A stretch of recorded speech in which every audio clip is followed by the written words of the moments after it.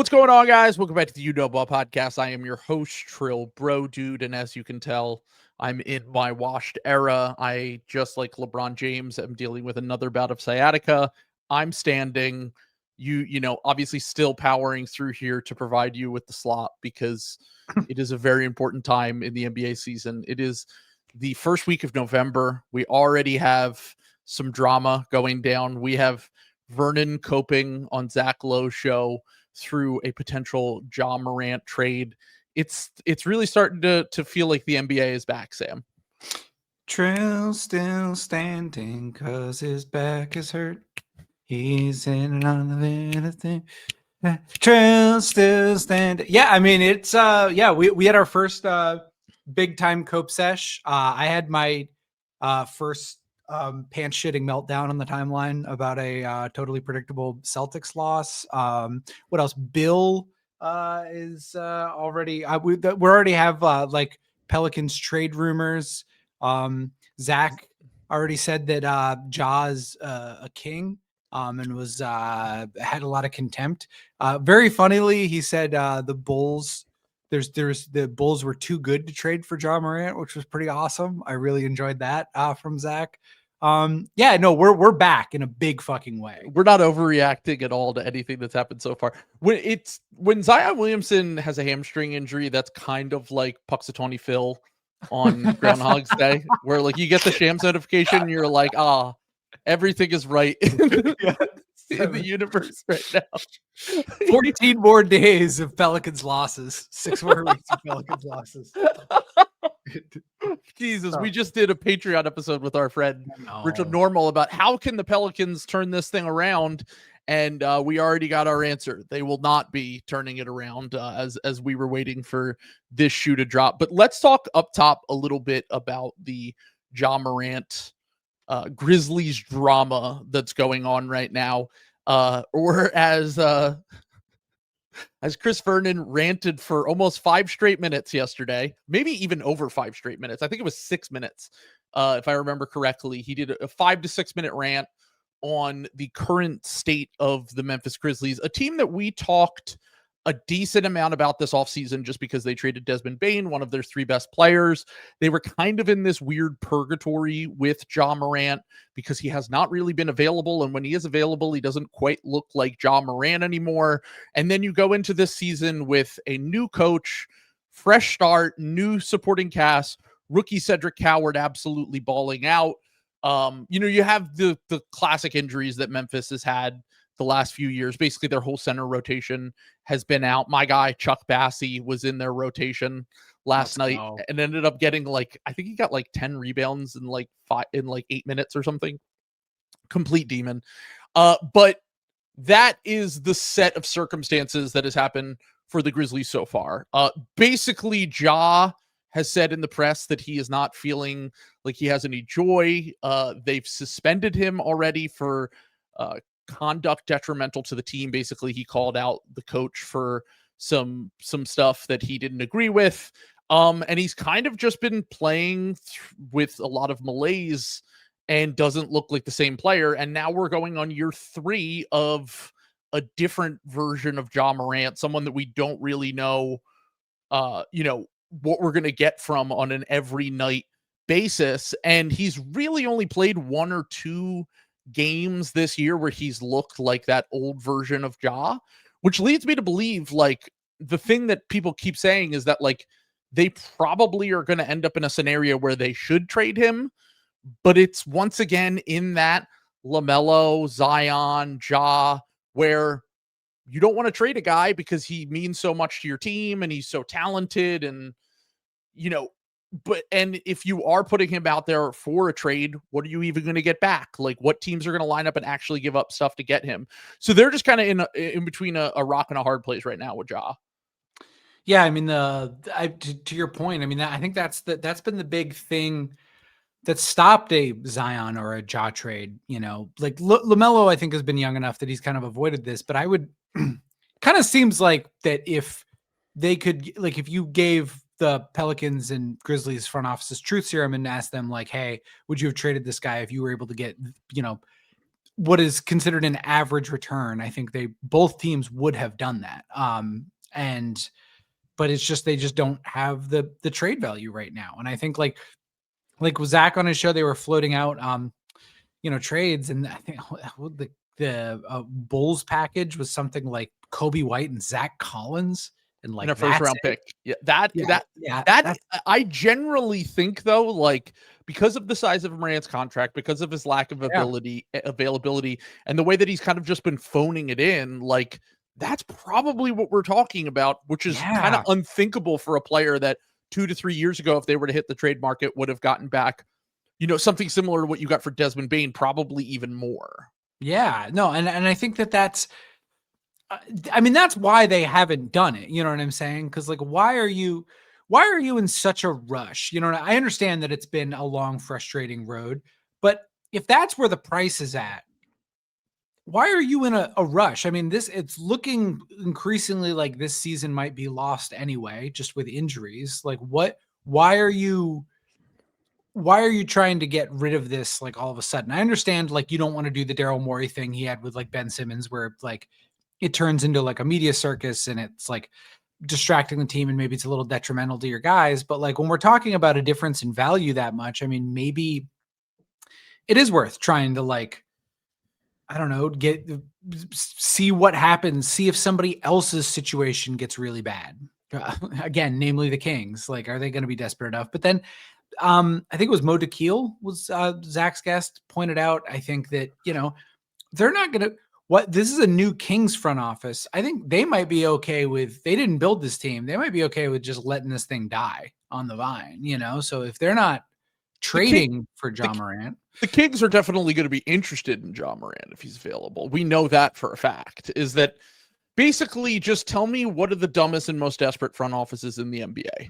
But those are the teams that are going to be lining up to trade for Ja Morant, even if he's not Ja Morant anymore, because he's a big name. He gets people in the door. And even if he isn't 2022 Ja Morant, he's probably still one of the better players on your team and will move the needle for you, at least from an image standpoint. But the thing with the Kings is always that, like, are we sure any GMs actually matter there? Because to me, it's I like guess maybe all ownership. Like any GM that inherited this team and had the freedom to blow it up would have blown it up. Like there's no GM in the league that would think that getting Russell Westbrook and signing Dennis Schroeder would solve your problem. That's ownership to me. Like that is just, that's ownership being like, those are big names, get them in here and, see if we can kind of, right the ship with a ton of big names and creators and, and ultimately that's kind of stuff we've seen time and time again doesn't really work. Having said that, back to the Grizzlies, I don't think the Grizzlies should be in a rush to trade him by any means. I mean, I think what the Desmond Bane trade did was buy you time, because the Desmond Bane trade was a step back, but not a full blow up. Like it was basically, as we said on the Patreon episode we just did the other day, it was basically hedging against Ja either not wanting to be in Memphis or not being the same player anymore. And, look, this is their second coaching staff in a year now that he's had an issue with. Obviously he's been like the fan base's guy for a while, but it seems like that's starting to curl as well. I mean, he's blocking fans on Twitter every day. We see fans who have stood in his corner for years, defending him through all of the stuff that's happened the last few years. And now it's starting to kind of come to a head. And once again, I don't think they should be desperate at all to trade him. To me, it's more about, does he just flat out ask for a trade? And I think that probably will come between now and the trade deadline. Whether they honor that is a different question, because he's still under contract for a few more years. And as you said, it's not looking like there's going to be a lot out there for a player of his caliber. And it doesn't feel like someone that you sell at the lowest point of their value just because you want to get him out of the building. Like, I don't think he's going to drag his feet the entire season, but it's kind of similar to the Jimmy Butler thing with Miami, where like Yeah, it just that's a feels good like the marriage comparison. is ending. Yeah. It's and like that took almost a year for everything to kind of come. It might be next offseason. There might be a team that gets desperate next offseason, or there might be something that just becomes more available that makes more sense for the Grizzlies. The good thing for the Grizzlies is Cedric Howard's a full hit. I mean, he's been one Yeah. of the 3 best rookies so far this year. Even if he's a little bit older, he's someone that's going to be a clear starter with real upside. I mean, I think he has legit star upside just Yeah. from what we've seen so far and everything that we know about his scoring efficiency profile, the fact that he's a wing who can defend and shoot and handle the ball and pass a little bit. Like they have things to look forward to there. And then also, as we've discussed, they've basically mortgaged against a few teams in the next few years, which is the Magic, the Suns, and then also they can pull the cord themselves because they have their own pick, and they can pretty much take it from like we don't have to trade Ja to go into the tank is what I'm trying to say. Like Yeah. we can make this like a 1-year gap thing where we have a weird year, we try to be as good as possible, and then next year if we get a top pick in this loaded ass draft and we get 2 top 10 picks, we trust our scouting staff. We can easily turn this thing around, whether that's with Ja or after Ja. And I think they're in a really good just place right now from a team building perspective to be able to wait on this and not be like, let's trade Ja Morant immediately. Yeah, I mean, you read my mind. That was the exact point I was going to try to hammer home next. It's just that, like, even though this like looks really bad right now, given where the Grizzlies were at last offseason, I like where they're at like long term a lot better. Like I think the Desmond, it's looking more and more like that Desmond Bane trade, while it was kind of a split for everyone, was the right move to make, and it was a pretty clear-eyed evaluation of like what was going on. Also, like trading up for they traded up, right? I'm getting that right. Yeah, I said this. I like Coward in the draft. I had him, I think 10 or 11 on my board, and I mean, well, we both did, but I remember saying this is a big bet on Cedric Coward because they traded 1 first that they got in that trade for Desmond Bane, and then the first that they got for Desmond Bane as well. They still have the Phoenix swap next year, and then in the future they have an Orlando pick a few years out. So they have other things from this trade, but like, look, I know Desmond Bane's started really bad with the Magic. I think he'll probably figure some things out over the course of the season. He won't keep shooting like shit, which has really was his main value add for a team like the Magic. But the thing that I want to get at here and drive home is like they took a big bet on Cedric Coward, and he instantly looks like going to be just as good as a player like Desmond Bane with possibly more upside, which was a bet they made, and it's starting to pay off, and it gives them all the time in the world to figure this thing out. I mean, this is also when you're betting on guys like that too, because I mean, I think like Howard's upside is like, a Desmond Bane caliber guy. I don't know if he's ever gonna be quite much past that, given the age that he came into the league. But that's good in the perspective. Bane was 22 as a rookie too. I mean, we've seen a few that we have talked about this a little bit. We've seen a few wings that come in a little bit older that turn into like Mikal. I mean, just think about some of the best wings in the NBA, other than like the clear top recruit, the Jason Tatum types. Yeah. Think about most of them. Jalen Williams was 21 as a rookie. Yeah. Jimmy Butler, Chris Middleton. Like we have a good chunk of time here, 10 to 15 years, where you can get a guy that's 21 or 22 as a rookie, and they can come in and be pretty useful immediately. And then by the time they're 25, they've grown into their body, they've developed their game. They could be like legit star level players. And like, I don't know if Coward I don't think he's like a 1A offensive player, but like all of the guys I just named at a minimum were, 2As, 1Bs, guys that can be like really high levels on contenders. And that's what I feel like. I mean, my comp for Coward in the draft was a stronger version of Mikal Bridges. And Mikal Bridges is one of the 50 or 60 best players in the NBA. And then you add in to trade 5 first-round picks for him. Like it's, I mean, that was got him for 2. Like, I mean, once again, a huge risk that they took making that trade. So far, the early dividends have looking like they're paying off. Yeah, I mean, I just like it's so rare that trading up like everyone wants to trade back. Nobody wants to trade up. It's so rare that that works. And it looks like, it's looking like that might work. And, the point I was getting at, what I was setting up there with the talking about them getting older, like, I think it was Will who said in our chat, pointed this out, and it is, the OKC thing. Kind of the key to winning a title and being like a real contender is having really good guys on the mini max, guys who aren't going to make that hit that super max criteria of making like a first team all NBA or anything like that to immediately put them in the 35% bucket. You need guys like Chet Holmgren, Jalen Williams type level talents who are like, in Jalen Williams' case, 12, and Chet Holmgren, 78, best caliber. We're gonna no, I am paying attention. We're gonna talk about you didn't yell at me. You didn't yell at me. No. I'm letting you go because we're gonna have a Chet Holmgren conversation later in the episode. Okay, fair enough. But paying those guys 25% of the cap makes a huge fucking difference for your team building.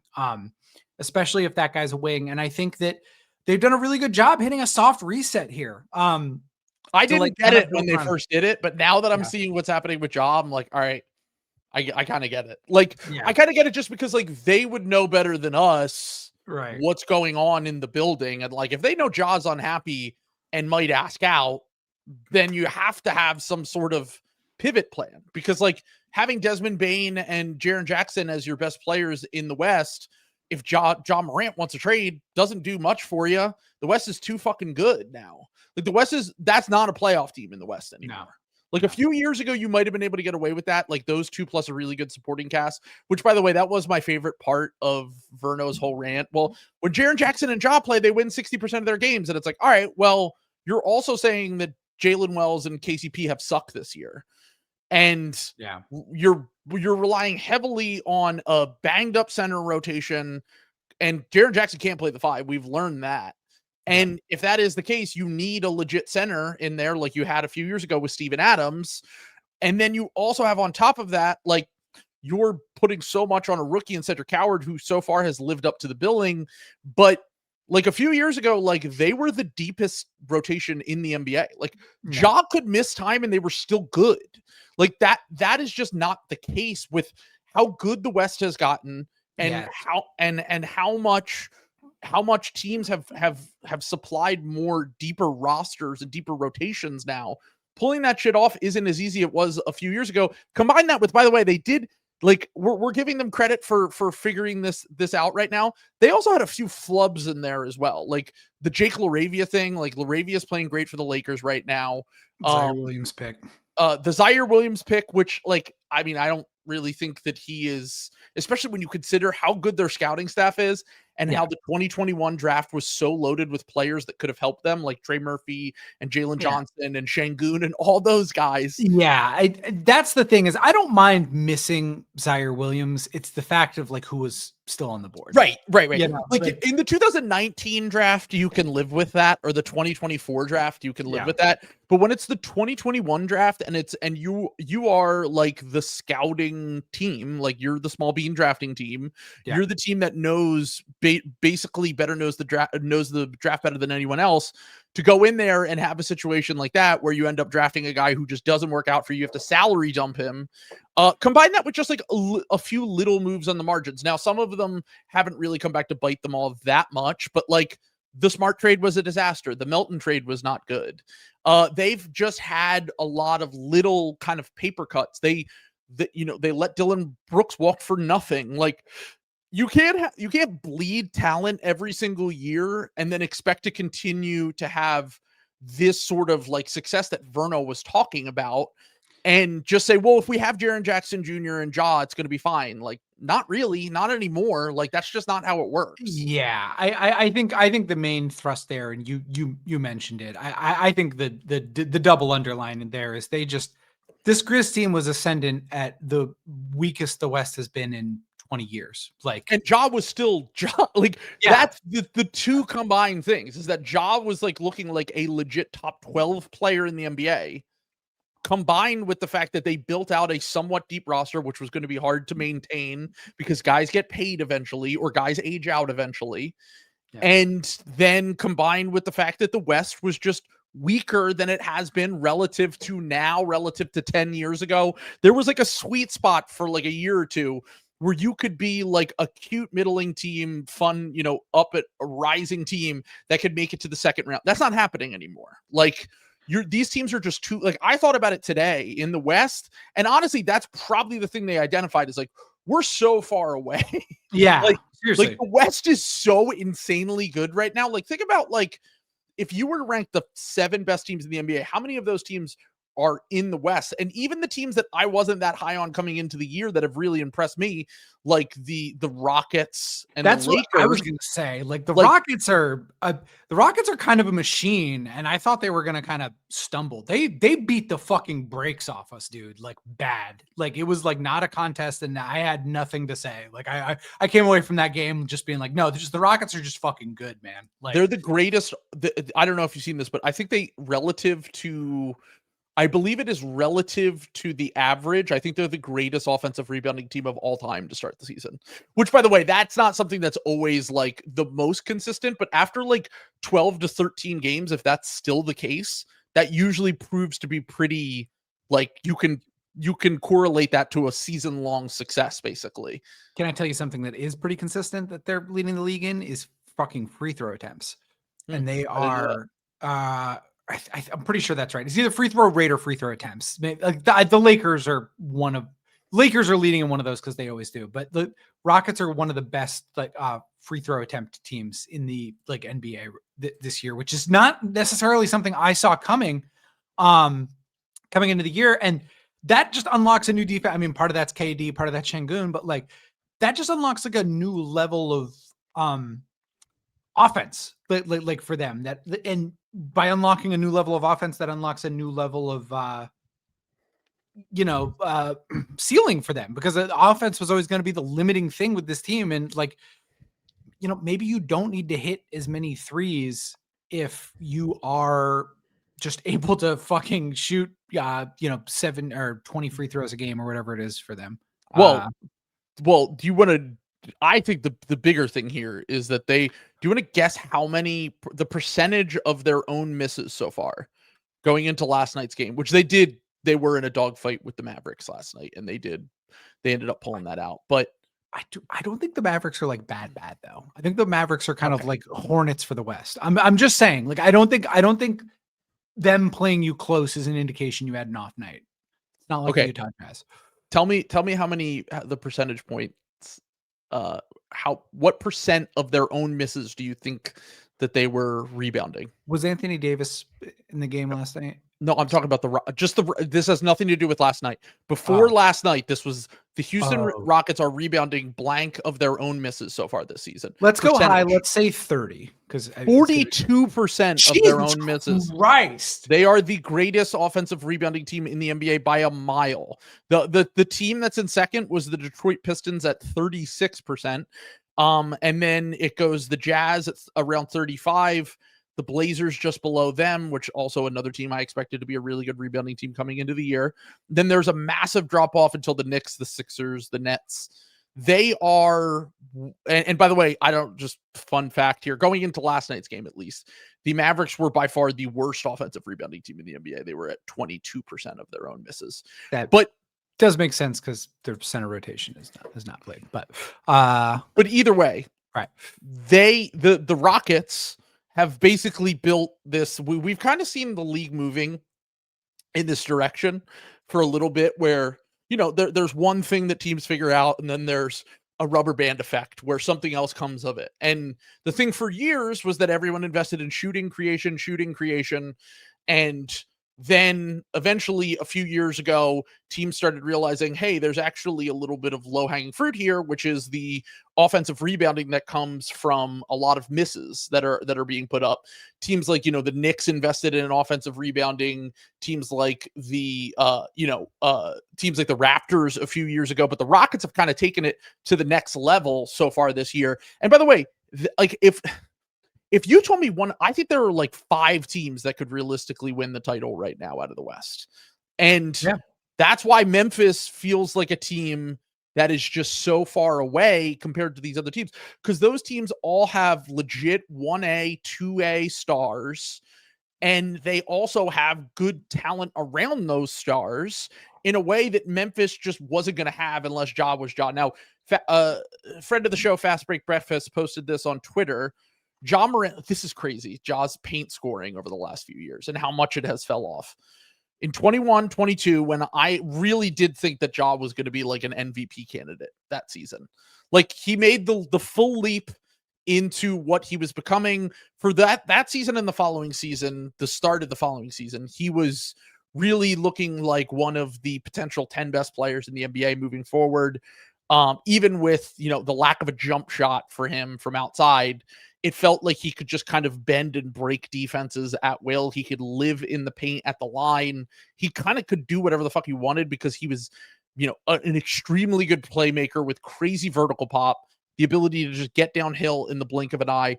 Ja's points in the paint that year, he was first in the NBA. He averaged 16.6 points per game in the paint alone that season.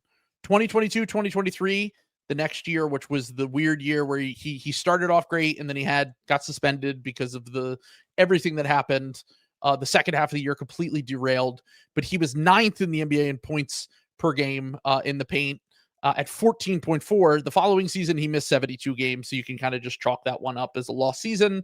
Last year, he was 19th in this stat at 11.4, so he fell from 1st to 9th to 19th, and then so far to start this year, he is averaging 10.6 points, which is 30th in the NBA. By the way, everyone's gotten better at scoring in the paint because of offensive rebounding and also because of the fact that the league is just getting larger and larger.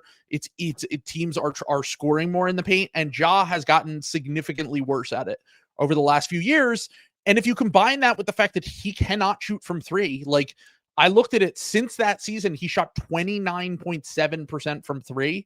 And he really has just not been able to find that three ball. Whereas when it looked like he was becoming this top player, it was like, if the shot can come around, because I remember he started the following season like on fire from three after he had his breakout year. And it was like, this is the arrival of Ja Morant. And then everything just fell apart. To me, this is like, what I'm trying to say is like, obviously, if you're a team out there that's like Chicago, even though I don't really know how that would really work with their current roster because it's kind of a weird mismatch. They just had this with like DeMar and Zach and all these guys. But the thing that I'm trying to get at here is if you're a team that's out there and the price is sure, if it's Kobe White and Zach Collins at a first, like you entertain the conversation, obviously. But I do think there's real risk here that like Ja Morant is just not Ja Morant anymore. Like, I mean, the archetype of Ja Morant is not a player who ages well ever. Like these guys like John Wall, Derrick Rose, all these guys who are wildly talented, incredible players, they get a few injuries. Like Ja didn't really play basketball that much the last few years, and they're just different players at different stages of their career. And that would be the risk and why he doesn't really have the value that he should have around the NBA. I'm going to give you 3 players, and I want you to rank them in order of their current 3-point percentage. Okay, are you ready for this? This is a treat for me to you. This is Ace Bailey, Ja Morant, and Amen Thompson. I mean, based on you asking me that, I'm going to say it goes Amen, Ja, Ace. From highest best to worst. Yeah. Yeah, you're correct. You nailed it. Exactly correct. I knew that would be the case because I remember being shocked when I looked at how I think Ja's shooting like 15% from three. 13.9. Yeah, it's bad. And Amen coming in at a smooth 14.3. And Ace right now hanging tough Ace at is going to be able to shoot. Yeah, I was going to Ace will be able to shoot, but that's great slander. We love to see that and fit into the podcast. But yeah, that's what we're looking at right now, where it's like, okay, here's a guy who almost certainly is going to be a below average 3-point shooter. Almost certainly is not the level of athlete that he once was. When you watch it, just doesn't feel like he, like, you remember how every once in a while, like even when you were a Ja skeptic, you would come in and be like, he's him. Like, there's nothing you can do when he's cooking. You catch him on the right game. Well, and I guess that's why I bring up the 3-point percentage, particularly because it's not just a 3-point percentage that's like indicative of that. It's the attempts. He's shooting 5 a game. Like, He's still putting them up there. But this is what I'm saying. Like, you don't do that if you here are the other guys who are putting up 5 a game and shooting under 20%. Obi Toppin, recently hurt. Trae Young, which is very funny. Brandon Miller and Lou Dort. Every player you mentioned except for Lou Dort is hurt right now, by the way. So they don't even Yes. have the chance to bring their percentages up. And it's and Peyton Pritchard barely missed this by sneaking over 20. So we'll get to Peyton Pritchard a little bit later as well. Yeah. But I guess just that's my thing is like Ja Morant's just been like bad, you know, like, and I don't see how that improves. Traditionally, guys who like struggle with burst, like if the paint scoring is bad, he's historically been one of the worst 3-point shooters in the NBA. Like, what's his career high? It's got to be like 33% or something like that. Yeah, no, he had like a season and a half where he shot like near league average. And then he just hasn't even come close since. So yeah, his first All-Star year, he shot 34.4. That is his career high. Yeah. And then he started the next year, he started like really good and then he fell off. Yeah. It's 33.5, 30.3, 34.4, 30.7, 27.5, 30.9, and then 13. Like, that's just not sustainable. Like, if you're not a dynamic, Amen Thompson can do that because Amen Thompson has so many other things that he's good at, namely being big, being a defensive player of the year candidate. Like, he's a glue guy. Like, yeah, Amen's value isn't all due to his like shooting and scoring. Like, he is elite at other things. And in a way that like everything with Ja is related to his shooting and his scoring. Like, his playmaking, which was always underrated, his ability to get downhill and into the paint was always near the top of the league. And all of that was related on like him being like somewhat of a threat from the outside and just not really having that. Like, I talked about like even the rebounding, like he used to be a really good active rebounder and like he doesn't really do that anymore. So like, I don't know. I just think that like if you're trading for Ja, you better have first off, you better have a team that is really well spaced. You better have a team that has a plan for maximizing whatever this version of Ja Morant is and hoping that you can get him into your team and basically kind of put his career back on the right path. And look, maybe there is a team out there that takes the risk. To me, the problem is that the teams that would want to do that are the teams that are the worst at this stuff. Like, that's the real thing with this, is that the teams that traditionally make these kind of desperation moves to save a guy's career in Ja's mold are the teams that they really have no idea what they're doing. Like, the teams that I listed off earlier, like the Suns and the Kings and the Pelicans. Was there any trade that you heard that would make, and I know that Bill will do challenge trade, Zion for Ja, like that is coming. I know everyone wants to do that, but like, I don't think either team is like, I mean, the Memphis might do that just because of the style of Zion's contract. Yeah, right. Football contract might, yeah. But I don't think that either team is realistically going to do a trade like that. People throw out the Nets, but like they're so far away, dude. Why would they, I guess, like to like pick up a sweetener and like maybe see, but like part of the reason their draft was so bad was they didn't draft good players in one of the best drafts of the last 20 years. And B, they drafted a bunch of guys who need the fucking ball. And you're going to drop another ball dominant guy in there. I don't know. That's just like, no, then I said it like this. The Nets are dumb in a different way. The Nets are not dumb in like a desperate, like we need to get this, like the Nets are like dumb in like a cute nerd way where like they think they're kind of like ahead of the curve and know better than everyone else. They've kind of, I would be shocked if they thought that getting John there, especially with the current version of their team, like you're bringing up, like they're a nightmare on any given night. It's not like the vibes are gonna, shift with Ja coming there and every, like you need to put him in a good context, not just from a play standpoint, but also from like a locker room, like guys want to go and play for this team. Can I give you the one that I thought of? This is the one that they brought up, but this is the one that I thought of that I think could make some sense. What if the Portland Trailblazers traded Jeremy Grant for him? Well, I mean, so, Jeremy Grant's contract is certainly so they just attach picks to Jeremy Grant's contract. Yeah, I mean, you figure out the picks however you want with some of that stuff. I mean, it's Jeremy Jeremy Grant. Grant I is think doing, Jeremy Grant would be kind of helpful for the Memphis Grizzlies, to be totally honest. he's having his DeAndre Hunter season from last year where he comes out and he just shoots way over his head, and then it's like, oh, he's kind of good again. And it's yeah. well, the Memphis is, or the Blazers are certainly hoping that the league thinks that so that they can get off his contract, which is exactly what the Hawks did last year with DeAndre Hunter.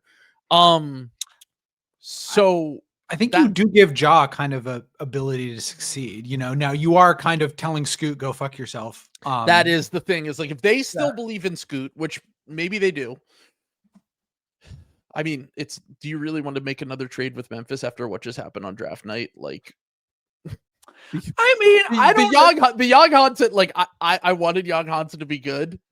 And look, maybe he figures something out. The minutes that he's gotten so far, it's just like, man, this is very far away. A lot of these rookies this year, though, like this rookie class, I think is breaking people's brains a little bit. Young Hansen looks like a normal rookie to me. You know what I'm saying? He's bad, but like, I don't know. Like he might be, I don't think, I think he's like, yeah. I'm not going to overreact because I overreacted in the opposite direction to Summer League when I thought that he clearly looked like a guy. Mm-hmm. And I just think that the defense, once again, it's kind of like, have we over-indexed on like, well, it doesn't matter because he's big and he's skilled and he can pass and whatever. Like at a certain point, you do need to have like a little bit of mobility and defensive ability, right? You know what I mean? Like, I think that like Edey is like the furthest that you can go in this direction, because sure. Edey is literally massive with really good touch. VD. Yes, the VD gang. God, I don't think he's that bad, Trill. You can't be calling him a venereal disease. That's just mean. You can't. That's not. Oh, I forgot VD. that they have VD coming back, dude. Yeah, VD. There's a VD flare up later on. He's gonna spread it all around the NBA. So once again, that's a good slander name. I don't know who would hate Zach Edey enough to want to deploy the Zach VD, but once again, this means absolutely nothing because it's such a small amount of minutes that you can't take anything. But I watched 2 games where Young Hansen played, and I was like, oh man, the defense is like, it's pretty brutal. And teams are just going to go at him and attack him. And he's only played 30 minutes in the NBA. He's going to go to the G League. He'll probably get to a point where he can play at the end of this season, right? Yeah. He's already 20, so it's not like he's like 18 or 19 like some of these foreign players. Sure. They have a 142 defensive rating in those 30 minutes that he has played so far this year. Yeah. Once again, not taking anything from it but like the Blazers are going to win on the strength of their defense and the strength of their offensive rebounding. And until he gets to a point where he's even passable on defense, I think that it's going to be a while for him to get on the court. But it was more of my thing where I was like, I remember the night of the trade, this happened. I went on the Boris Dirk podcast a few weeks ago, and we talked about that being basically the new version of the Mikal Bridges for Zaire Smith trade. Ooh. Where it's like you're trading like a surefire good NBA wing for like a question mark like upside guy, and you're getting a pick to do it, but the one of the hosts on the show is a Blazers fan, and he was the biggest Cedric Howard guy in the draft, and he was over the moon when they drafted him. And then when that trade happened, it kind of ruined his whole evening, and it was just very reminiscent of me with the Zaire Smith versus Mikal Bridges. Yeah. You have to see the hat as well. I mean, my thing is just like, guys aren't bad until their second year to me. Like the rookie year almost doesn't matter to me. Like, ever. I mean, we've seen it. So many guys that were like legitimately terrible to start the year last year are looking like real NBA players. Looks like bad, but like not like, he looks like he could like actually be an NBA player now, which is mind-boggling if you watched him at any point in his rookie year. He was one of the worst players I've ever seen in my entire life. We have a few guys. I'm mainly talking about like the Wizards guys, where it's like Keyshawn George and Alex Sarr, who to me at the beginning of last year I was like, oof. And now I'm like, oh no, these are like clear NBA players, and that like I overreacted to like raw players coming in and kind of figuring it out on the fly. So I almost think that I don't want to say a rookie season is entirely worthless, but a lot of the times they can be kind of random and it's not definitive of who the player is for their entire career for sure. But the back to like the only like someone suggested down here Trae Young swap. Like I'm sure we'll get this because Trae's on an expiring contract. Sham said again he's someone who could be traded, but like I'm sure if Atlanta's losing Trae Young, they'd rather just have him walk in the offseason. I know that sounds insane, but like they have this potential New Orleans pick next year. And we just saw now that look, they don't have Wemby. I'm not saying that Atlanta has Wemby, but we did just see when a team preemptively makes a trade to marry themselves to a player, like a good player like De'Aaron Fox, and then they end up getting some lottery luck and like, all right, if you trade Trae Young for Ja Morant, right? And like Ja Morant is like now part of your core. He's like a star you're building around, and you get Darren Peterson in the draft. Like, all right, well now like we might have to figure that. Like all I'm saying is that like I don't think there are many teams that will be jumping at the opportunity. Even like Zach said on the podcast the other day that the Suns are a team that you would normally put in this bucket, right? You would put them as like, oh, look, they're the team that just goes after big names. They get desperate. They go to try to, you know, to have someone save their team. But like, he's even like, I don't know, they kind of already did that. And like, they might just be in a new stage where they're like, look, we have like a younger team and we're trying to like compete with these guys. Like, they might not even be lining up to do a trade like that, even though they might have a few months ago or a year or two ago. Like, I think that they're just kind of at a different stage in where they're building right now. Like the other team that has been thrown out, which is more of a good team than any of these other teams that we've named, is the team that is obviously lacking a quote unquote true point guard, which is the Timberwolves. But like the Timberwolves' best players are too good to trade for Ja Morant. Like you're not trading Julius Randle or Jaden McDaniels. And like everyone says that Rudy Gobert's washed, but like Rudy Gobert is seemingly very important to their defense every single season, even now that he doesn't look quite the same. And like, who is starting at center for you when you trade Rudy Gobert with this team? Is it Naz Reid? Because like a Naz Reid, Julius Randle front court is not tenable defensively, even though it's going to give you a lot of offensive firepower, especially if you were to add Ja Morant. Like, I don't know. I don't really see a trade out there that just like really pops in my mind. And I go, that makes sense for both teams and that should happen. Yeah. I mean, because there isn't one, because it said what we've talked about. We're just like the player inside Ja Morant and who he is now is they're at odds with each other. And we talk about it time and time again with the Zion and the LaMelo thing. And LaMelo like was kind of maybe knock on wood escaping that this year, but via assistance from Khan and some of the other guys. But like they don't have Zion James, who's the greatest shooter in the history of the NBA. I love Zion James, dude. I love 13 of 18 to start his career from three. I'm sure. Let's go. Fairly sustainable. Yeah, but like I don't know. But the other thing here though is the Grizzlies, like I think the Grizzlies, like maybe it's still Zach Kleiman, right? Like Zach Kleiman and those guys, like it seems like they have ownership trust. Like, you know what I'm saying? Like they're like, unless they're like getting ownership pressure to like be fired like sometime soon, like why not? You're gonna be in pretty good shape in like a couple of years. You're gonna have some of these like Suns picks, like just and let some of this competitiveness age out, man. Like let some of these teams ahead of you get old and expensive. Like, you know, because right now the West is just too much of like a fucking bloodbath. And I guess, but I guess the other side, I guess the other side of the coin though is if you wait, then Wemby matures into a like a demon wrecking. Yeah, exactly. It's like, oh, cool. It's kind of like I think about how the Rockets went for it during the Kevin Durant era and like how bold that was. And it's like, man, you got to really give them credit. And it's like, because James Harden was in his prime and they got the opportunity to trade for Chris Paul and they built this really dynamic team. And it's probably the best team that didn't win the finals for the last decade.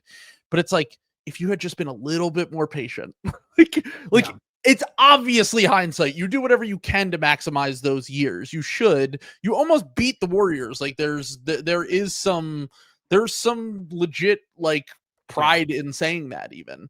But the thing that like the West falling apart literally right after that just makes it like such a tough pill to swallow. Where you're yeah. So, and by the way, Jonathan said, if you trade Ja Morant, who dribbles the ball, guys? That's the point. You can tank. Like, if you're trading Ja Morant, you can literally get nothing back for him. And I don't even know if the team is necessarily, like, terrible without Ja, because, like, they'll get back Edey. They'll get back, like, Howard can scale up a little bit, probably. You could I think Jalen Wells is going to play better at some point. I mean, yeah, he's been terrible to start this year. Yeah. I mean, KCP might just be fully washed at this point. Yeah, sure. And like Ty Jerome will come back. Like they'll have guys. Scottie Pippen Jr. is out for months. Like they'll have a few guys who can handle the ball. But the point being that like they could have 2 lottery tickets in the next draft, which they have identified as a franchise-changing draft. Yeah. And if you get 2 shots at it, not just, I know it's like not a perfect like 1-for-1 because I think one of the swaps is like a lesser. It's still like you have a good chance in this upcoming lottery to get a player who can change the trajectory of your franchise. And there's value in being bad this year. And like you said, a year that's kind of already looking like a loss year again for them. In this insane West with all these injuries. So let's just last team here that I've seen thrown out there that I do just want to touch on before we move on from this. Our friends north of the border having a tough week.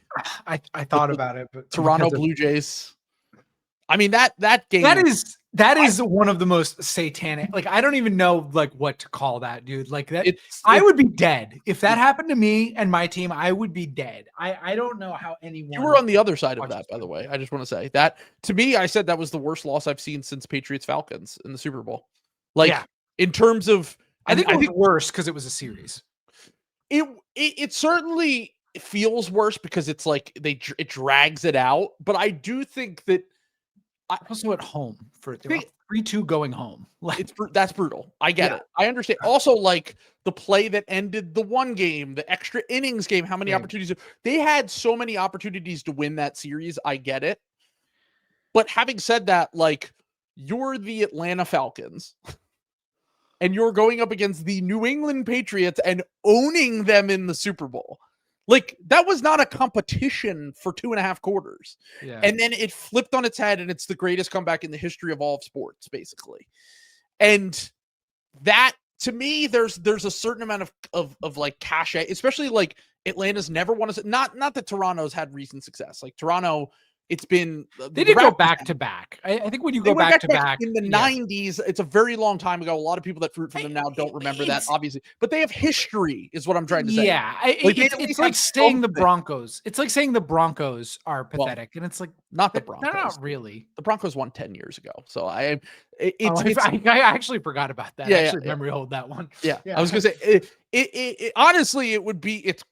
Kind of, I mean, it's not, they weren't on the Cowboys level, but, or like the 49ers, but like there are teams that have had the Detroit Pistons in the 80s, for example. Like, there's 1-2 finals at the end, like back to back, like they've had success before.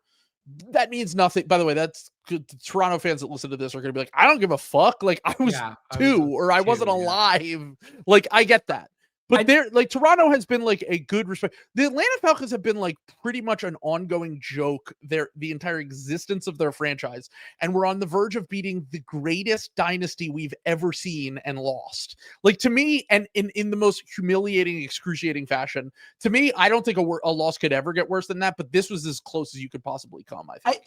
I think this one hurts because at least to me, it seems like the Blue Jays were like clearly the better team, which I did not expect. Like I felt like they were clearly the better team and still lost this somehow because Yamamoto was just like a fucking demon, dude. Like that is the closest I've ever seen to like a LeBron performance, not like in another sport, where it's just a smothering, like the way Steph kills you is different. like Steph just kind of explodes and like the game is over. Steph picks his spots and is like a force that you always have to worry about, but it bashes you over the head very quickly and kills you fast. Whereas LeBron kind of like is like will drag it out over the course of like a whole game or like a whole series. Like that. Shout out to one of my mutuals, Mr. Mitch, tweeted like during the game, said my dad just screamed when they cut to Yamamoto warming up, and I read that tweet like in real time, and like it's just the most prophetic, like that is ultimate dad sports wisdom right there. Like if you're a dad who's watched sports for a while, like the killer. Yeah. That's like the LeBron, like that me like LeBron in Game 6. I mean, our Raptors fans know about LeBron fucking smothering you and stomping your fucking head in.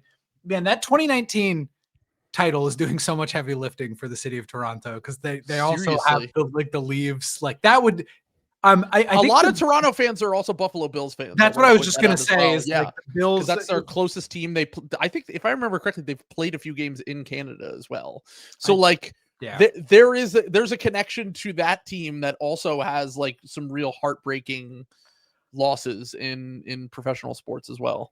Yeah, it's been a rough Toronto. It's been a rough sports go for Toronto, and like, can you imagine if like KD didn't tear his ACL and just like, and then like Kawhi had left, like they didn't get a title out of Kawhi leaving. Like, I think that it would have obviously fucking sucked for sure, but like they got to the finals and like pushed that team. Like if they had lost the Sixers series, that would have been like this level. You know what I mean? Where it's like, man, like we got this guy that is like an all-timer for 1 year and we lost in the second round again. Like alternate history where the bounce shot, it does the same thing, but it just goes out.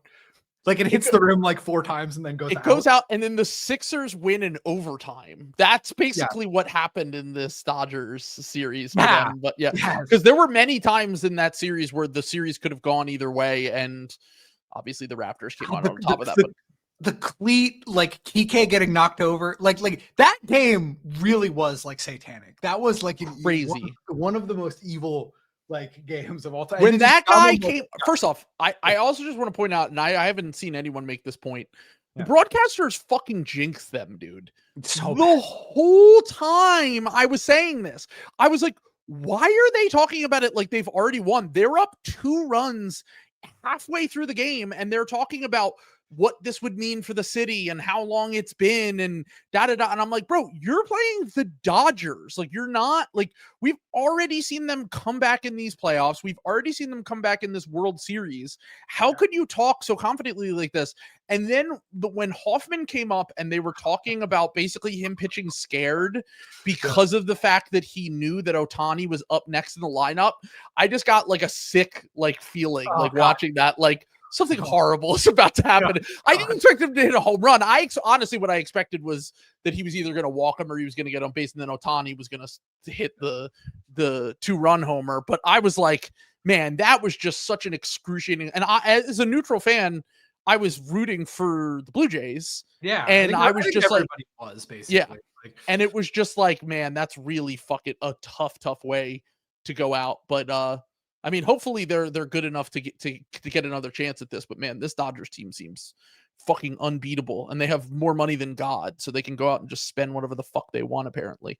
But let's talk about the Raptors trading for Ja, because I've seen this thrown out a few times. What does the trade look like? Because every time I hear about one of these trades for Ja, like, they're not taking the Emmanuel Quickley contract, like that. And then, like, what does Ja, Scotty, Ingram, and Barrett do? Like, to me, there was no trade I could come up with because all of their like big money outside of RJ Barrett is long. Like Ingram has a few years, Pirtle has a few years, Quickley has a few years. You're not trading Barnes for Ja Morant. So like, what's the calculus that you have to do to get there? And it would have to be like RJ Barrett and salary filler, and then picks. And like, if you're Toronto, don't trade picks, dude. Like, we just saw what happened. Like, I think Colin Murray Boyles is going to be really good for them, but like, we just saw what can happen when you trade away your fucking picks. Like, you gave up a top 10 pick to get Jakob Poeltl, who might be cooked now. And like, to me, like, I would just not loan out any future stuff if I were the Raptors in their position right now. Like, hope Murray Boyles gets better. Hope this team is like competitive in the interim, and then keep your draft picks in case shit falls out of the bottom, and then you can basically just kind of repair and rebuild your team on the fly. Yeah, it would like almost have to be like RJ Barrett, Oshai Abaji, and like Jacoby Walter. It's like, I don't are you doing that? Like, and I don't think the Grizzlies are doing that either. Like, yeah, like, no, that's what I'm talking about. Yeah, The Grizzlies aren't doing that. Like, right. All right, I don't know. unless you get Toronto picks, that's different. If you get Toronto picks, I would definitely do that. I would bet against them if they're this desperate making those kind of trades. Also they're expensive. So like if they ever get cheap at any point, then that's a big over. Yeah, exactly. It's over because they're going to have to do things like give up multiple first round picks to like dump fucking Quickly's contract. Like it's so bad, dude. It's so bad. So Hijacked asked, would you rather have Giddey or Ja for the next 4 years? And I want you to answer this. I mean, I'm sorry. The proof is kind of in the pudding at this point, man. Like it's Giddey, unfortunately. Like, I'm sorry. I can't believe I would ever say this. Yeah, I don't. If you had told me this 2 years ago, I would have been like, who has taken over our podcast? Yeah. And it's like, by the way, Giddey is still a fraud who the second he gets in the playoffs will be exposed. Sure. But it's not like Ja is much better at that. Ja's had some like bad playoff performances as well, too. Like, no, I mean, I talked about it when we did our rankings episode. I was like, I have to say that like Giddey is at least a solid to good regular season player, and like seemingly has taken another step this year. Whether that's Mickey or not, we'll find out over the course of the season. Yeah. But he was one of the guys that I had on this Are These Players Making a Leap list, which we can start right now. And by the way, players that are making a leap is the idea here, which is basically we talk about a few players. I listed out a few, and we decide whether this is real or we think it's just fake. A hot stretch for the season. We haven't watched basketball in so long that we're overreacting. I love it. We do this every year. It's so fun. The famous case of this being fake was last year with Bilal Coulibaly. Yes. Where we were all like, Bilal like can shoot now. And he looks like this because he was always such a great athlete that the second he could shoot, we were like, oh, so he's going to be a star. And then that hot streak ended and he came crashing back down to earth. And now he's looking more like just an average rotation player, despite having some like really special tools. And sometimes you get a guy that comes into a season and it's obvious. I think about Maxey 2 years ago for the Sixers, came into the season and looked incredible to start the year. And he really did make a leap. Like he became like a 2A star beside Joel Embiid. And that is something that turned out to be real. So let's talk through a few players. Before we talk about the players, though, I already said in my Mulligans episode that I'm already feeling a little bit, I'm regretting a little bit of my skepticism about the Lakers, at least in the regular season. I had them as my 7 seed. I think, take their over. But I was not high on this team just because I looked at the roster and I was like, don't really see a ton of talent here. It's really just Luka, Reaves, an old LeBron who's already injured, and a bunch of guys. And I didn't know what to make of this. And I have to apologize to JJ Redick because I was not familiar with his game. They beat the Blazers last night, and this was their starting lineup. Yeah, tell me about their starting lineup, Trill. Let's start with the point guard. Marcus Smart, Jake LaRavia, Rui Hashimura, Dalton Connect, and DeAndre Ayton was their starting lineup last night. And Nick Smith Jr., who I had completely written off as an NBA player after I was already low on him in the draft. He didn't do anything with Charlotte. He comes off the bench and wins this game for them basically last night. And I just look at this, like Bronny James is playing real minutes for this team. Jackson Hayes is playing real minutes for this team. Like this team should not be good at all. And they're 6-2. They Reaves, potentially someone we'll talk about in a second, looks like he's taken another leap, and they always have an elite creator on the court when they're healthy. And then when they're not healthy, like JJ is like going Doc Rivers mode and making this fucking team into like a competitive, like the Blazers are a real team and they beat them last night. Yeah. Marcus Smart, by the way, 1-0 as a starter. I just want to point that out. As a floor general, undefeated floor general for this Lakers team. Think about how good Nick Smith Jr. is now. Like, we're good 25 points with Marcus Smart. Amazing. Quarterbacking him. DeAndre Ayton as well. DeAndre Ayton having a great scoring night with him. By the way, I just want to point. I don't know if you saw Luca's quote about Marcus Smart the other night. Did you? No. What did he say? Oh, I'm gonna read it. I'm gonna find it and read it here because I figured you would have already retweeted it. No, I haven't been. It's like making me sad. I'm trying to. I'm finding myself enchanted by this Lakers team, unfortunately. And I want to keep hating them, but I unfortunately I am kind of JJ Film Room might have tricked me here. I might like this Lakers team a little bit. So you brought up the fact that once again, JJ, you brought up on the Patreon episode the point differential and how their point differential has not been good for a while now. Yeah. But because they've always have one of LeBron or Luka, they just win close games, and JJ is clearly very good in these close games. Yeah. I might have to. It's still early, and I don't want to overreact here. But I've said the only coach that matters in the NBA is Spo. I'm beginning to test that theory if JJ is really this guy. I think Ty Lue, you know how I always say Ty Lue. I always throw Ty Lue in there. Ty Lue is I will say Ty Lue is a very good coach. I definitely think he's clearly towards the top of the league. Yeah. But I will say I've always thought the Clippers rosters were pretty talented. Sure, and fair. And the thing that I think Ty Lue, the real feather in his cap is the Paul George Western Conference Finals team that had no business making it to the Western Conference Finals once Kawhi got hurt. And I mean, we had said time and time again, like, look, like he's won a championship. He got the Clippers to the Western Conference Finals. They're pretty much always a team in the postseason in the Western Conference, no matter who's on the roster. And that is certainly something to put him towards the top of the league. And the way that they revamped their defense last year, but I think with him is that he just doesn't seem as consistent as guys like Spo and JJ. Spo, it might just be because Spo's like the defensive coach GOAT. And we'll see with JJ. He's only had a season and a few games. Yeah, he's said like 80, whatever. I don't want to overreact too much, but like seemingly always wins these kind of games. In a way, him being a good coach is so fucking funny, dude. Because I think it's pretty.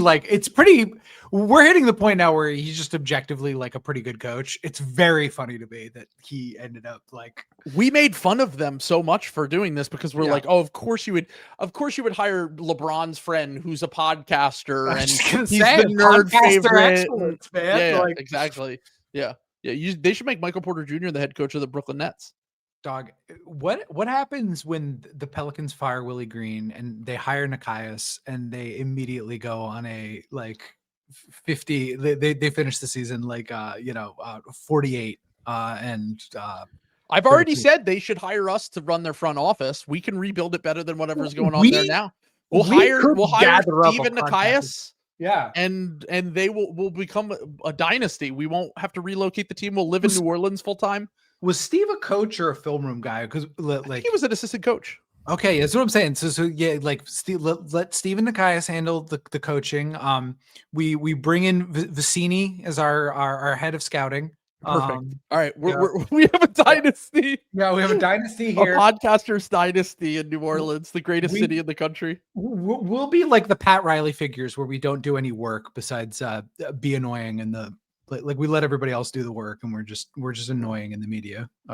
We do have to move before we do this. We do have to move back to Brooklyn now that it is under communist reign and turning back in.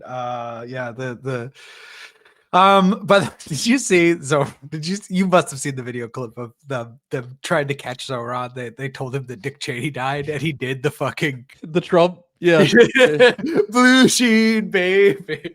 Yeah. His wife, I love her so much. His wife tried to hold it in. Yeah, he's got like the politician poker face. She had to work a lot harder. Yeah, I mean, honestly, credit to her. I would not have been able to hold up in that. I wouldn't have been able to do that. I would have been like, no, yeah. By the way, everyone on the podcast, again, like I know everyone, there's a lot of rumors flying around about how Dick Cheney said, "Oh no, I'm exploding from diarrhea in my diaper," and then he died. That isn't what happened. Stop saying that. Stop picturing that in your head that he filled up his diaper and then slid off this mortal coil. That's not what happened. Okay. No. Stop thinking about it and stop laughing at it. It's not funny. A man is dead. Don't think about how funny it would be that the last thing he did was poop his pants like a little baby and then die. That's not funny. Not even though he looked like a giant baby, and it is kind of funny to imagine that, to be honest with you. A baby that sounded like Wario. Also, Roy from the Discord said, Dick Cheney out, McCain in. I've seen this before after Jared McCain was announced. That he make VJ Obama? Let me be clear. I'm going to make every three an explosive dunk this season. I'm 3 days into college and I'm 10 lectures behind. He's a good man. I've had that song stuck in my head all day because of Jared McCain, which is unfortunately one of the worst songs I've ever heard, but insanely catchy. Catchy. But yeah, Jared, he just got the effervescence for I will want to hate on him, and I'm sure I'll get there when you guys happy, dude. Yeah, like I was gonna say the joy, the joy idea that I get to stream to watch him play basketball after this is just making me like I'm suffering through a pretty serious back pain right now, and I don't even care because I know that I get to watch McCain after this, dude. He's such a joy, and like a unifying force as well. He's like a lot of people really like Jared McCain, which is rare nowadays. So he's done a lot for the McCain name that just hasn't done well the last 20 years. Yeah, he's pulled it out of the dirt, literally. So by the way, this was the quote from Luka on Marcus Smart. I'm glad he's on my team. The impact is unbelievable. This was in a game that he had, I guess he was a plus 27 the other night in the game they played, which was the highest on the team, plus 24. Luka, I'm sorry I called you a fat loser. You know so much ball, dude. It's crazy. It's crazy. By the way, it's not funny to call Luka fat anymore. That's body shaming. That's not woke. Actually, that. Yeah. Actually, it's not cool at all. Although I will say, Luka's looked, I would say, more nimble this season. He does start the season this way a lot, though. Where he kind of like comes out and has this, and then over the course of the. But honestly, this is crazy because I do want to talk a little bit about Austin Reaves for players making leaps first. Yeah. All right. Once again, I know it's small sample madness, but I just had to bring this shit up because it blew my mind. Yeah. In the 42 minutes without Austin Reaves this year, Luka Doncic is averaging 48.9 points, 8.4 assists on 76.7% true shooting, 17 free throw attempts per 75, 9.3 rebounds. He's shooting 41% from three, and he has not missed a single shot at the rim. By the way, I don't know if you know this, but he's shooting like 85% at the rim to start the year, Luka. In the few games he's played, he's playing like legitimately the best basketball of his career, which is truly torturous for Dallas fans, and honestly unfair. But the reason I bring this up is that without Luka, Austin Reaves in the 153 minutes per 75 possessions is averaging 36.6 points, 8.9 assists, 5.3 rebounds, 68% true shooting. He's getting to the line 13 times per 75. He's shooting 71% at the rim. He's still very good when Luka's on the court. Like his stats are like still like sub all-star level when Luka plays with him. So the thing that I think that I underestimated, now Reaves is 27, so he is like already in his prime basically. But the thing that I think I underestimated and the thing that JJ should get a lot of credit for and Reaves should get a lot of credit for is the fact that they figured out a way to like make these players that on paper don't really seem like they should work all that well together. Like Reaves on most teams is like probably the guy now. Like he's probably like if not your best offensive player, one of your best offensive players. And we talked about this before where like LeBron, Luka, and Reaves is such a dynamic offensive trio. And maybe these kind of gap filler role players with the Smarts and the Ruiz and the Laravia and Ayton makes it so that this team is just going to be a really, really good regular season team. And Austin Reaves being able to do this when those guys aren't available is like, they always have an elite offense, no matter who is on the court because of these two guys. Like I looked up, this was crazy. I looked up Austin Reaves' offensive rating when over the last full year since they hired JJ Redick. Do you remember Austin Reaves and Darvin Ham did not get along at all? Do you remember that? Yeah. And it was I remember being like, all right, Austin Reaves, like you're the third best player on the Lakers. Like you're a nice player, but like calm down. Like you play with LeBron James and Anthony Davis, right? Yeah, for sure. Well, he might have been right because JJ has taken him to the next level since he got there, and he's kind of just let him cook. It's not like he's doing anything special. He basically was just like, hey, you're like a guy we're going to trust with the ball a ton. And like, yeah, he plays off of those guys as well when they play. But in the 400 minutes that Austin Reaves has played without LeBron, AD, or Luka over the last year, the Lakers have an offensive rating of 123.3. That would have been the best offensive rating in the NBA over the last year. And that's just Austin Reaves with none of those other guys on the court. Like, he is just a very good offensive player who can scale with stars, without stars.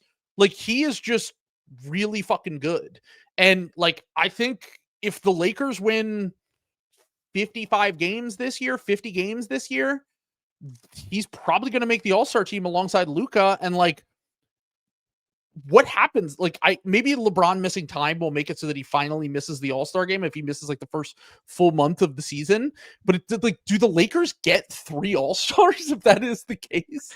Like, they've been 2 of the 10 best players in the NBA to start the year. How do you leave one of these guys off? I mean, they might just fucking sweep by. Well, no, I mean, I guess you can't.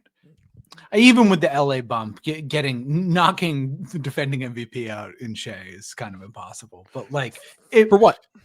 For All-Star, I'm talking about like if they all got in as starters, like because LeBron's a forward, so you wouldn't have, and you could game it so that Luka's a forward too. So Reaves could just get a guard spot, and then like once again, it's debatable. Like Devin Booker's having a great start to the season. Shea's obviously like reigning MVP, has been like a top 2 or 3 player to start this season. Mm-hmm. It's hard for me to see a scenario in which if Austin Reaves continues this trajectory, especially when those guys are out, that you can leave him. He's like near the top of the league in points and assists. I think he's 8th in BPM right now. It's great. Like just straight up. Like, yeah, he's going to end up. So the thing with Austin Reaves, the other part of this, like, I do think, to be clear, I do think that like the leap is probably more so just like him. Like, what's that? Sorry. He's 8th in BPM. He's 5th in VORP, dude. Yeah, because he's not missed games. So he's played the whole season so far, which I know that sounds like, oh, he's only been a few games, but like a lot of guys have already missed time that are on this list, like Luka, for example. LeBron hasn't even played to start this year. But the thing that I'm trying to get at here is that we're not, like, I think part of his leap is just opportunity. Like, he was always a pretty good offensive player, and now that like he has like a coach that trusts him and just lets him cook, like he's taken it to another level. Also, like, I'm not going to lie, like the LA whistle certainly helps. Like, I think that there is a factor of that he gets to the line so much because of the fact that he plays for the Lakers. But all of that combined, like when you're ranking the best undrafted players of all time, how many names do you get to before you get to Austin Reaves now? It's not Ben Wallace. Many. Yeah. Ben Wallace, Fred VanVleet, Austin Reaves, John I mean, Starks, like if Austin keeps this up, I mean, he wouldn't need that many seasons like this to get past Fred. Mm-hmm. Like, I'm trying to think of some of the other. There's a big one we're forgetting that I can't. But once again, these are the kind of like, this is like the conversation that he's kind of putting himself in here, where like he's a free agent after the season and the Lakers will just give him a no-brainer max now. That's my big thing that I think that I got wrong with this team, is that like Luka plus a great other creator has been a formula that's worked in the past. We saw with Brunson, they got to the Western Conference Finals. We saw it with Kyrie, they got to the finals.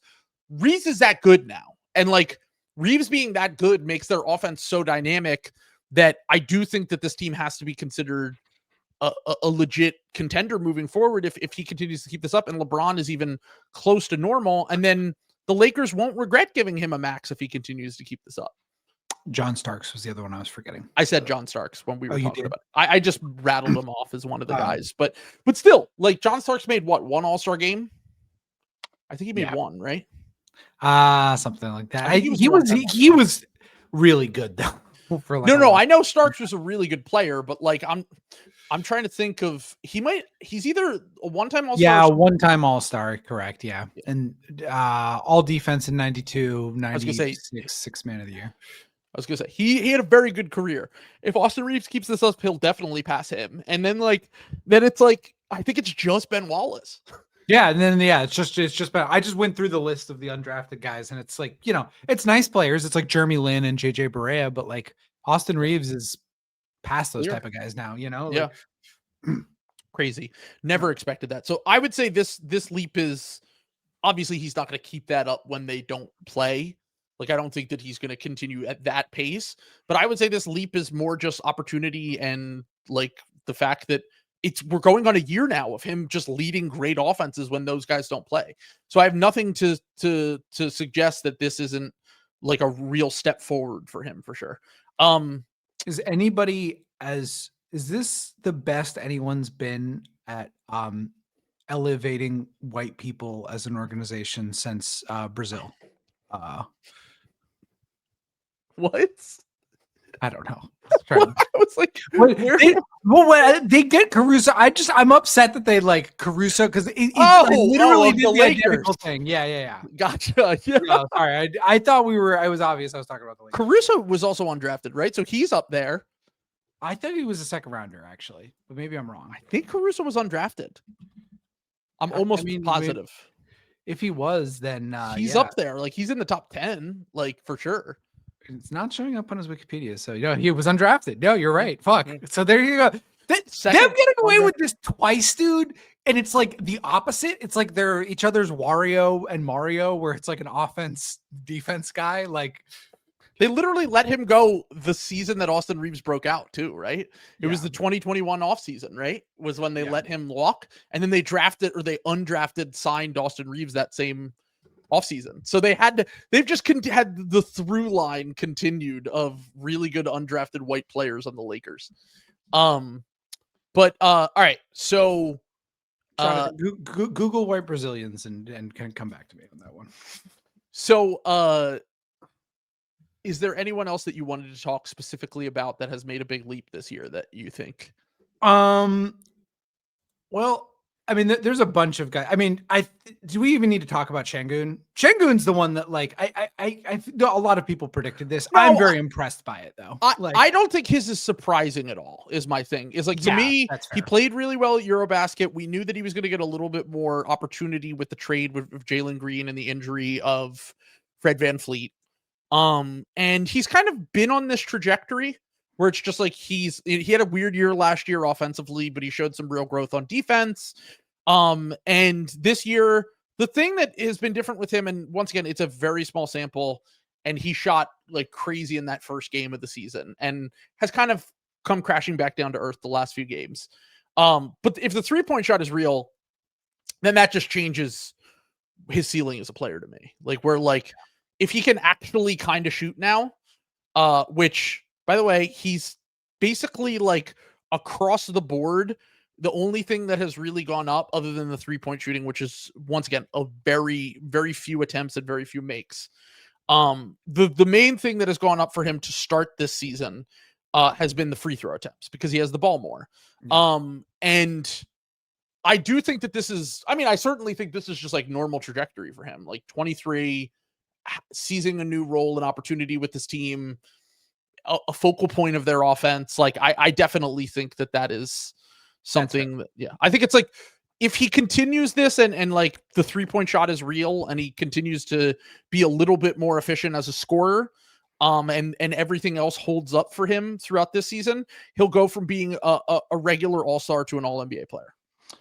I expect this to kind of fall come back down to earth a little bit. But I mean, Alex Sarr's, we alluded to Alex Sarr's. I had him very high on my list. I had the Wizards guys bunched together, but Sarr has probably changed my perception for anyone on this whole list to start this season. And it's mainly because when you watch the Wizards, he doesn't look like the same. Like, he's taking different shots. Yeah. He's being more aggressive. And once again, we just saw this. The difference between him and Bilal is that, like, and some of this is like he's shooting over his head from floater range for sure. And I still think that the thing with Sarr is that, and the thing that people made fun of them for last year that I actually think they properly identified was that he probably does need to play with another big. Like, remember the Jonas Valanciunas thing where they signed Jonas Valanciunas and everyone was like, oh, they're signing, just let him play the 5 full time. Well, that actually might turn out to be pretty good for him because, like, he's rebounded better this year, but it's not a strength of his. And if you can find he's taking less threes, he's trying to get to the basket more. He's looked way more aggressive. And once again, he has the tools to succeed. The reason why I liked him as a prospect was that he had this like unique blend of like size and handle and passing and touch and all of that stuff. But then, like, as a rookie, like, he was trying to be like a perimeter player and he wasn't making any shots in the restricted area and he was getting destroyed on the glass and he would get bullied by big men. And I was just like, I don't really see how this works. But this year he's changed his mindset. He's changed his approach, and it's translated to immediate success for him, at least statistically for himself. Like, the Wizards are still very bad. But I think that Keyshawn and him and their start to this season is something that you can kind of latch onto as like, okay, here's something that we can start to build with in a way that, like, before this season, I was like, man, is there any situation that is more grim than what's going on with the Wizards? And people said, well, you overreacted. And it's like, yeah, I probably did overreact, but also, like, you've basically already punted on multiple seasons. And what do you have to show for it? And now you're at least starting to show something. And, like, Sarr was always going to be a project. Sarr was always going to be someone that was going to take time. But the lows of his rookie season, I was like, I wasn't seeing it quite like other people were. And now I'm starting to understand why people were so high on him, because the flashes have been a little bit more consistent. He's changed his approach, and I think he'll probably just be like a solid to good starter with potentially more upside now. Yeah. Yeah. I mean, I think that I think what you just said is another good identifier too, that like, when we talked about this and the other thing, like, kind of we're returning to a double big league. And I think that makes Sarr playing with another big, like, a little bit more viable, you know, like, and size and skill is like the like new thing that everyone's kind of building towards. And he's very skilled, you know, like, and if you can like get away with that, I think that the biggest difference for me year to year watching him is he's doing a lot more big, like, he's mixing in the big things. He's like, setting screens, he's rolling hard, he's like drawing fouls. Like, these are things that he really did not do all that much at all last year. The one thing I will say is that he still turns it over a little bit too much for me. And there are games where it's like he disappears on the glass. But once again, if you play him, to me, like, my thing was like, if he's not a star, what is he? And now he's showing that he has other parts of his game that he didn't want to do last year. And also, there was a little bit of like a red flag for me when it was like, why don't you want to go to Atlanta? You know what I mean? Like, you want to go to your own team and cook. Like, maybe that's not best for you. And like, he's clearly started to realize some of his own shortcomings and worked on them and gotten better at them. Yeah. Credit to him. It's clear he's listening to his coaching staff, like, for sure, at least more this year, you know, like, so, and that's really encouraging, you know, like, my thing with Sarr was like, I was really out on him in the draft, in spite of the tools, because of, it's really funny because I was super high on him and you were super low on him, but by the time the draft came around, I think I had him 4 and you had him 5. Yeah, or something like that. Well, and then I like, I didn't say I talked myself into him over the year, but like my report on him after like watching him in the NBA was like, there are times when I'm like, okay, the flashes were, as I was saying, like, where I'm like tricked a little, you know, like I'm doing this year with Anthony Simons, where like every once in a while Anthony Simons will like, I don't be like, maybe we should extend Anthony Simons. And then I'm like, you don't have to tell this to anyone. I did this with Ricky Council 2 years ago, where I was the Ricky Council games where he's got it going, dude. Oh my God, this guy's special. And then it's just like, well, he sucks at everything else, unfortunately. And then I fucking get so wrong. I only have one more on my list if we're done with Alex Sarr. Yeah. Do we want to talk about the man who is currently 18th in BPM in the NBA? Is that Keontae George? It is not Keontae George. That's a great guess, though. He's another one we should get to. But I'll go through 15 Donovan Mitchell, 16 Jimmy Butler, 17 Kawhi Leonard, 18 our mystery player, 19 Cedric Coward, 20 Pascal Siakam, 21 Josh Giddey. Is he a second or third year player? He's 26. I honestly have no idea how long he's been in the NBA. Is this Colin Gillespie? It's Colin Gillespie. Let's a pull. Yep, I had him on my list. Okay, the reason why I had Colin Gillespie on my list. Yeah. He's 18th in fucking BPM in the league. New Ty Jerome just dropped. Let's go. Where it's like he kind of floated around for a few years and was really good in college. And then, I mean, Jerome, I think, was even better, if I remember correctly, than Colin Gillespie. But, short guard who can, shoot and pass. And here's the thing. Chiodo has been telling me for 2 years that the Sixers need Colin Gillespie. I'm not even doing a bit. Oh, my God, dude. He has been saying, Morey, sign Colin Gillespie. Because he was like, he's going to get to a team, and then he's going to do the thing that all the Villanova guys do, which is get better in their mid to late 20s, just like all the guys on the Knicks have done. And he's going to be a real asset to a team. And I was like, all right, Chiodo, I know you love to do this bit with white guys and white Americans and whatever. He's awesome. But Gillespie has been, if you were ranking the Suns' best players this year, he would be third.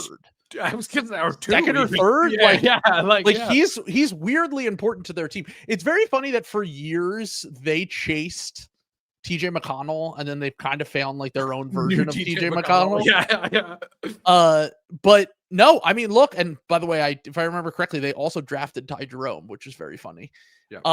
But the thing with Colin Gillespie is I never expected this at all, but that team is so desperate for talent right now that anyone is going to help, even in his 25 minutes a game he plays.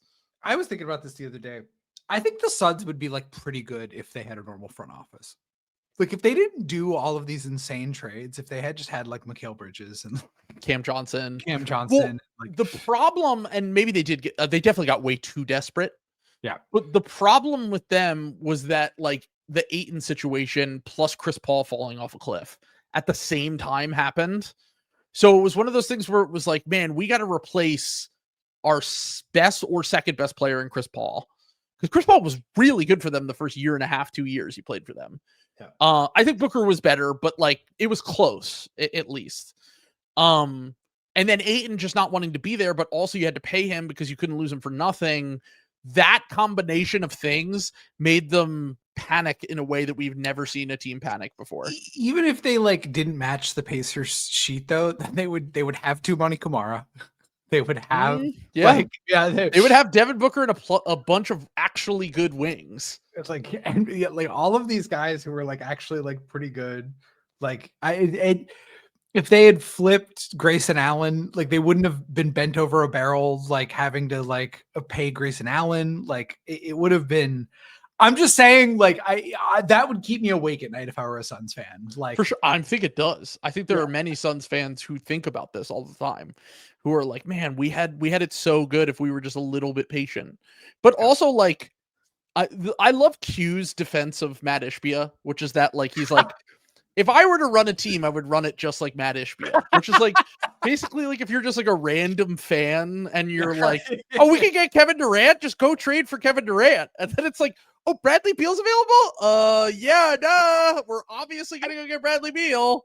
I will say this from the Q. He's objectively correct in that what you should do as a rich guy. Sure.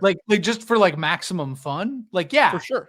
That's what I would do if I wanted to just enjoy myself as a rich guy. Yeah, I'd make myself the shadow GM and ruin my team. It would be fun. Yeah, no, I definitely think that he probably got a little bit carried away, but the fun, the dopamine that he got for those few months because he tore this thing up pretty quickly. Like he got in there and was like, "We're changing shit." He's like, "We're getting rid of Ayton. We're trading for Kevin Durant. We're trading for Bradley Beal." Like it went very bad, very fast. Yeah. And look, hey, credit to them, man. They did walk. They were the first team that has locked down Wemby all season so far. This new level of Wemby, which we thought was going to be the most undeniable force that we've ever seen, had a bad game, and it was against the Suns, and they had a great defensive strategy for that game. Credit to you. Got to take your when you have a season like this as the Suns. You don't have your pick. I don't know what's going on with like Fleming and Malawach. They haven't even played yet. You got to take the wins where you can get it. And having a game like that where they shut down Wemby and they destroyed the Spurs, that must have felt really good for a team that has just been struggling to have any sort of positive. And Colin Gillespie is one of those positives. I'm skeptical that this holds up, to be completely honest with you. All these other guys we've talked about are like, they've been very good players for years. I think Colin Gillespie will come down to earth a little bit. He did play well for them at the end of last year. I think he'll be. I think he'll be like a solid backup though. Like I don't think that he's like a bad player. I want to be clear. I'm joking. I don't think Colin Gillespie is. I had him on my list though. I literally had him on my long list here, House. I think he will. I think he's just emerged as like a rotation player. Like I do believe in him in like being a rotation player long term. Probably not 18. In the NBA and Bipham or whatever. In Bipham or Ripham or whatever. All right, let's do your chat bullshit. Come on, let's go. All right, I had 2 Thunder players written down. Okay. I had AJ Mitchell, who was someone that we actually, I don't know if did I talk about him in the Star and Plain Sight draft? I don't think I drafted him, but I had him on my long list. Maybe I did, and Nick gave me shit for that. I didn't, but I watched him like 2 games this season. I was like, oh no, he's a fucking guy. Like I'm all in on AJ Mitchell. I think he's okay. So AJ Mitchell, yeah. I wish I had him because I remember last year I talked about this at one point on the podcast. One of the things that is like shows you whether a player can have star upside is if you go to NBA.com, you can look at the stats drives. And if you watch a player and you're like, man, this guy gets into the paint a lot. Go look at their drives and see where they are relative to other players in the league. And you can get a good idea whether this player, for years, it was always like the best players in the NBA. It was like Giannis, Luka, SGA, whatever. And then you would get like a random like outlier, like Eric Gordon had a few years where he was like, which was very funny when he played for those like perfectly spaced Rockets teams and he had the ball a decent amount. But most guys that are up there as young players, they're trusted with the ball. They drive. Last year, the 3 leaders, I talked about this before, the 3 leaders in terms of driving and efficiency on drives were from this class. Collier was up there, but he wasn't very good once he got in the paint. McCain, Castle, and AJ Mitchell were the 3 guys. And AJ Mitchell, I remember being like, wait, this guy only plays like 12 minutes per game. And how many drives per game does he? And like, he's scoring on like 60% of his drives. Like, how the fuck is no one talking about this? Then he got a real contract. And I just remember being like, all right, I'm going to keep an eye on him because I liked him in the draft as like a late first round flyer. I should have been way higher on him. I remember being like, he reminds me of Andrew Nembhard, but I wasn't able to watch a ton of his games because he played for UC Santa Barbara. So I was like, how the fuck am I even going to be able to watch this guy's games? So I just remember being like, I watched a few highlights of him and a scouting report, and I read some of his stats, and I'm like, he reminds me of Nembhard. A lot of people compare him to Brunson.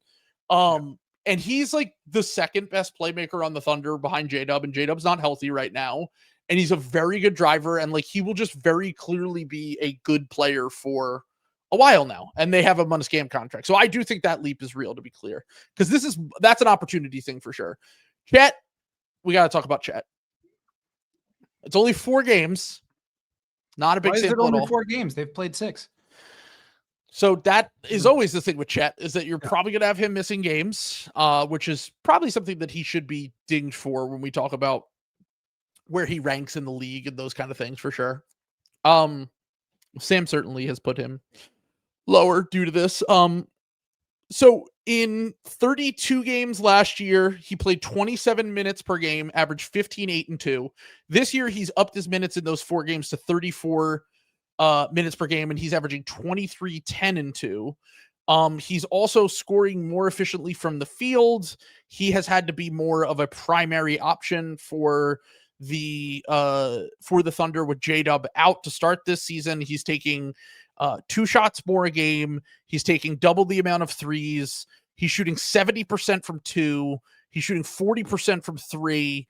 He's getting to the line 7 times a game, which is almost double where he was at last year. And he has been, when playing, probably one of the 20 best players or so in the NBA to start this year.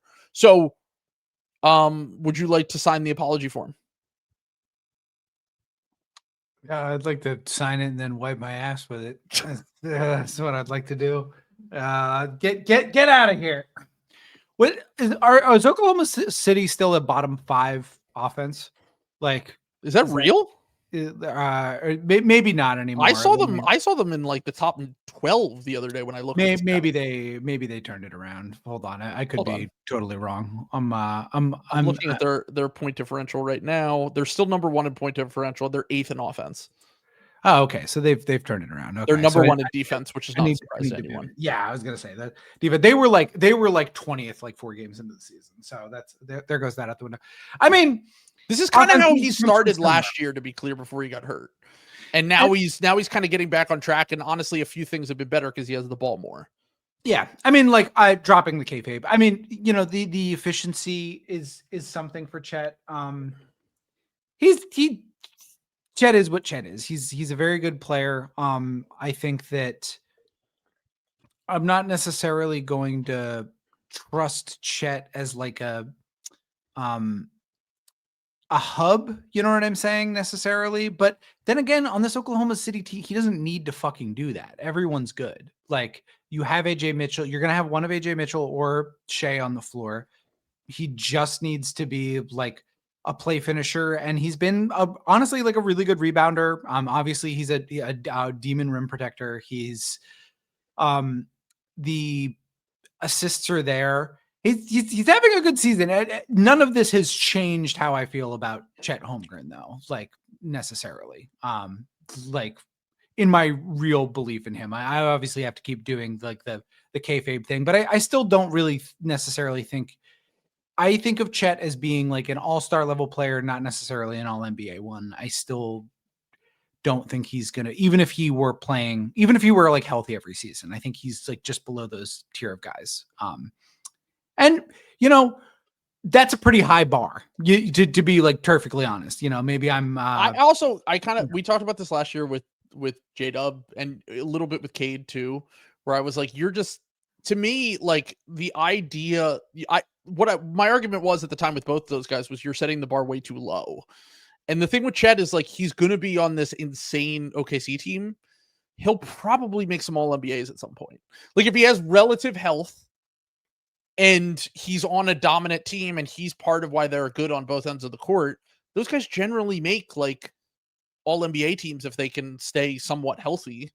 And he's only had one healthy season in the NBA. That's the biggest red flag for me still with Chet, is how healthy can he stay? And when he does play, are the injuries actually affecting him?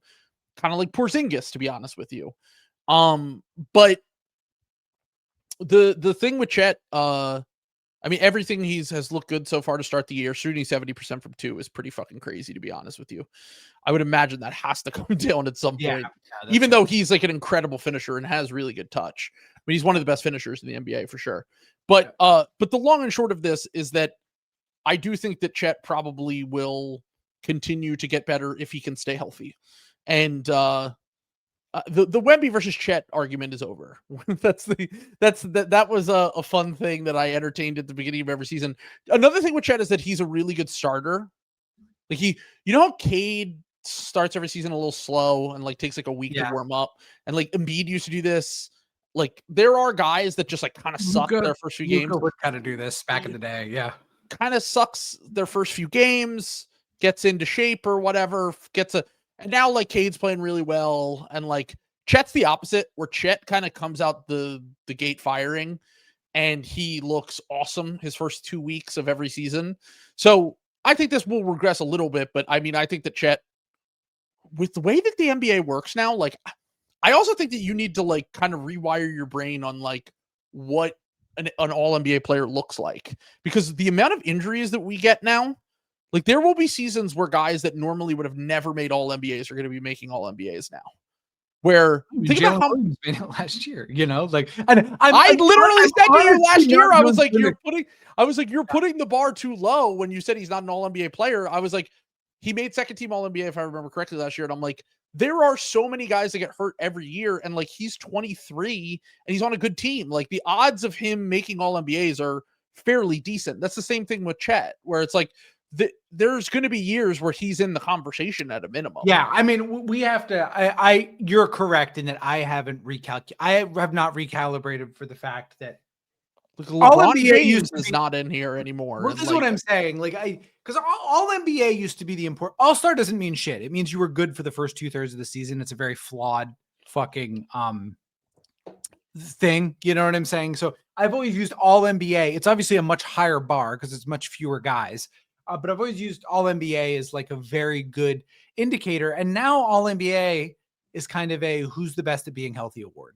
Well, that's, I think it's a combo of like being like near all-star level and then also having the health and availability, because like, think about like Joel Embiid will never make another all NBA for the rest of his career. No, absolutely not. And like, there are guys that like, in this era of like crazy injuries that like we just penciled in Ja and Zion and maybe LaMelo and those guys, like those guys aren't making all NBAs. They're just never healthy enough to do that. Yeah.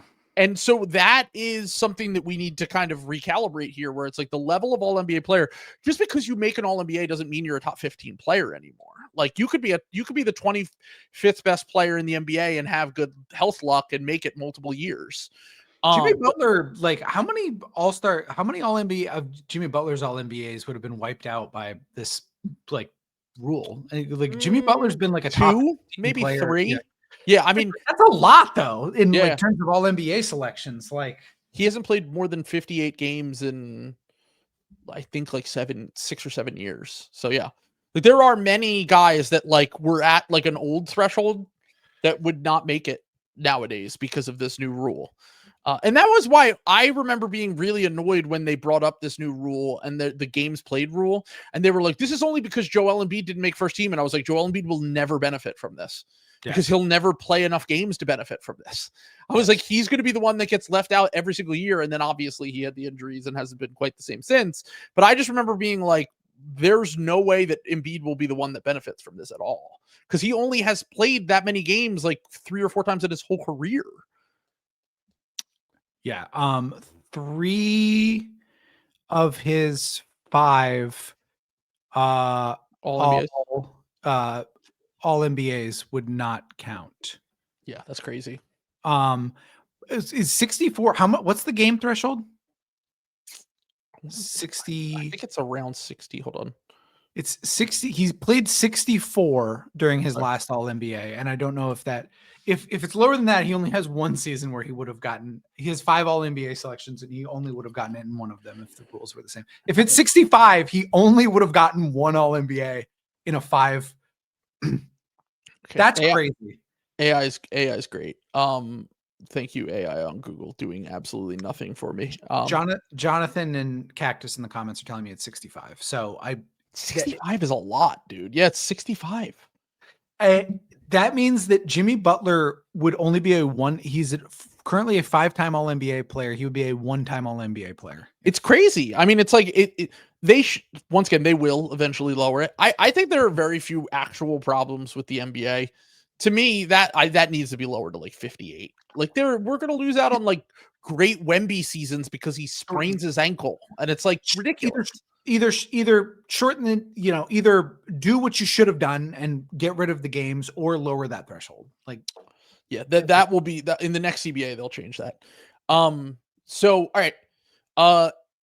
Here's a fun player possibly making a leap. Do you think this is real or not? Mm-hmm. Someone we've talked about a decent amount in this show. Josh. One Jaime Jaquez. Interesting. Miami yeah. I'm going to be honest. I have watched maybe 10 minutes of Miami Heat basketball this entire season. So I've watched like 2 or 3 of their games. I did watch the one game against the Lakers the other night where he went off.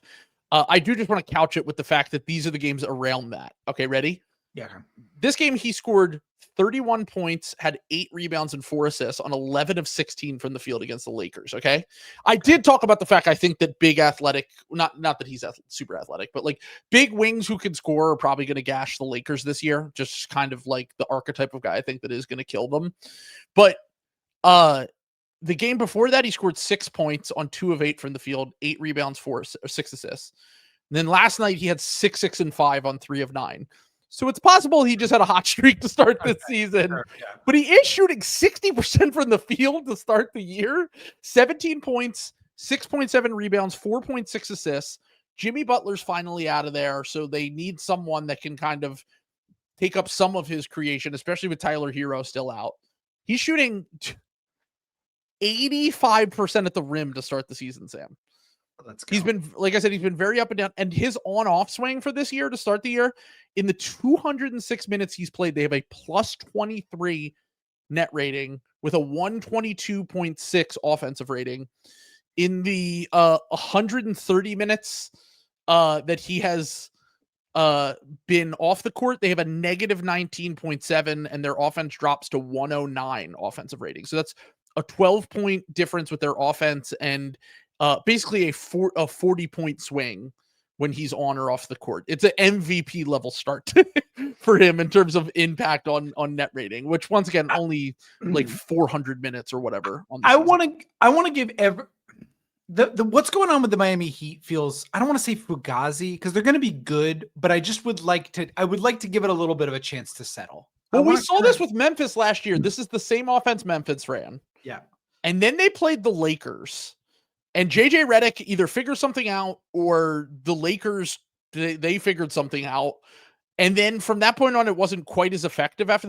They're running what I call like the Euro woke offense, where it's like Euro woke offense. It's like they're basically doing they're doing a sort of a luxury style space communism where everyone cooks, but it's like somehow isolationist at the same time. Like they're letting everyone like get into their bag, and like everyone gets a chance to touch the ball, and like they don't set screens, and they move they move the ball, but like it is very much predicated on like self-creation and just constant movement. And halfway through the year, it fell apart for the Grizzlies. Maybe the spoke and get them to run it better. They hired that assistant coach who does it. I don't know. We'll see if it's real or not. The Yugoslavia is alive. The Yugoslavia is alive in this timeline where this type of basketball is played. It is literally bringing Yugoslavia out of the dead. Yeah, it's amazing. It's gonna be something else. Wait, where is Simone Fontecchio from? Is he from Bologna? Because I know that's a big communist capital. In Simone Fontecchio, is that true? There's a lot of communists in Italy. We were getting cooked by Svi Mihailuk yesterday, dude. That was really bad. No, he's from Pescara. I don't know where that is. Italy, huh? It's in Italy, but yeah. The reason I say this is because he's having a career year to start the year as well. He's shooting the shit out of the ball right now. Was he not another Davion Mitchell type where you were like, oh, he's going to be good on the Heat?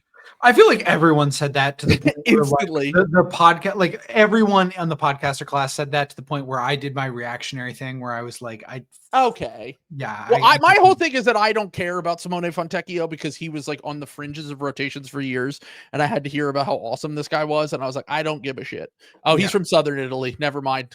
He's not. He's not from where I thought he was. So.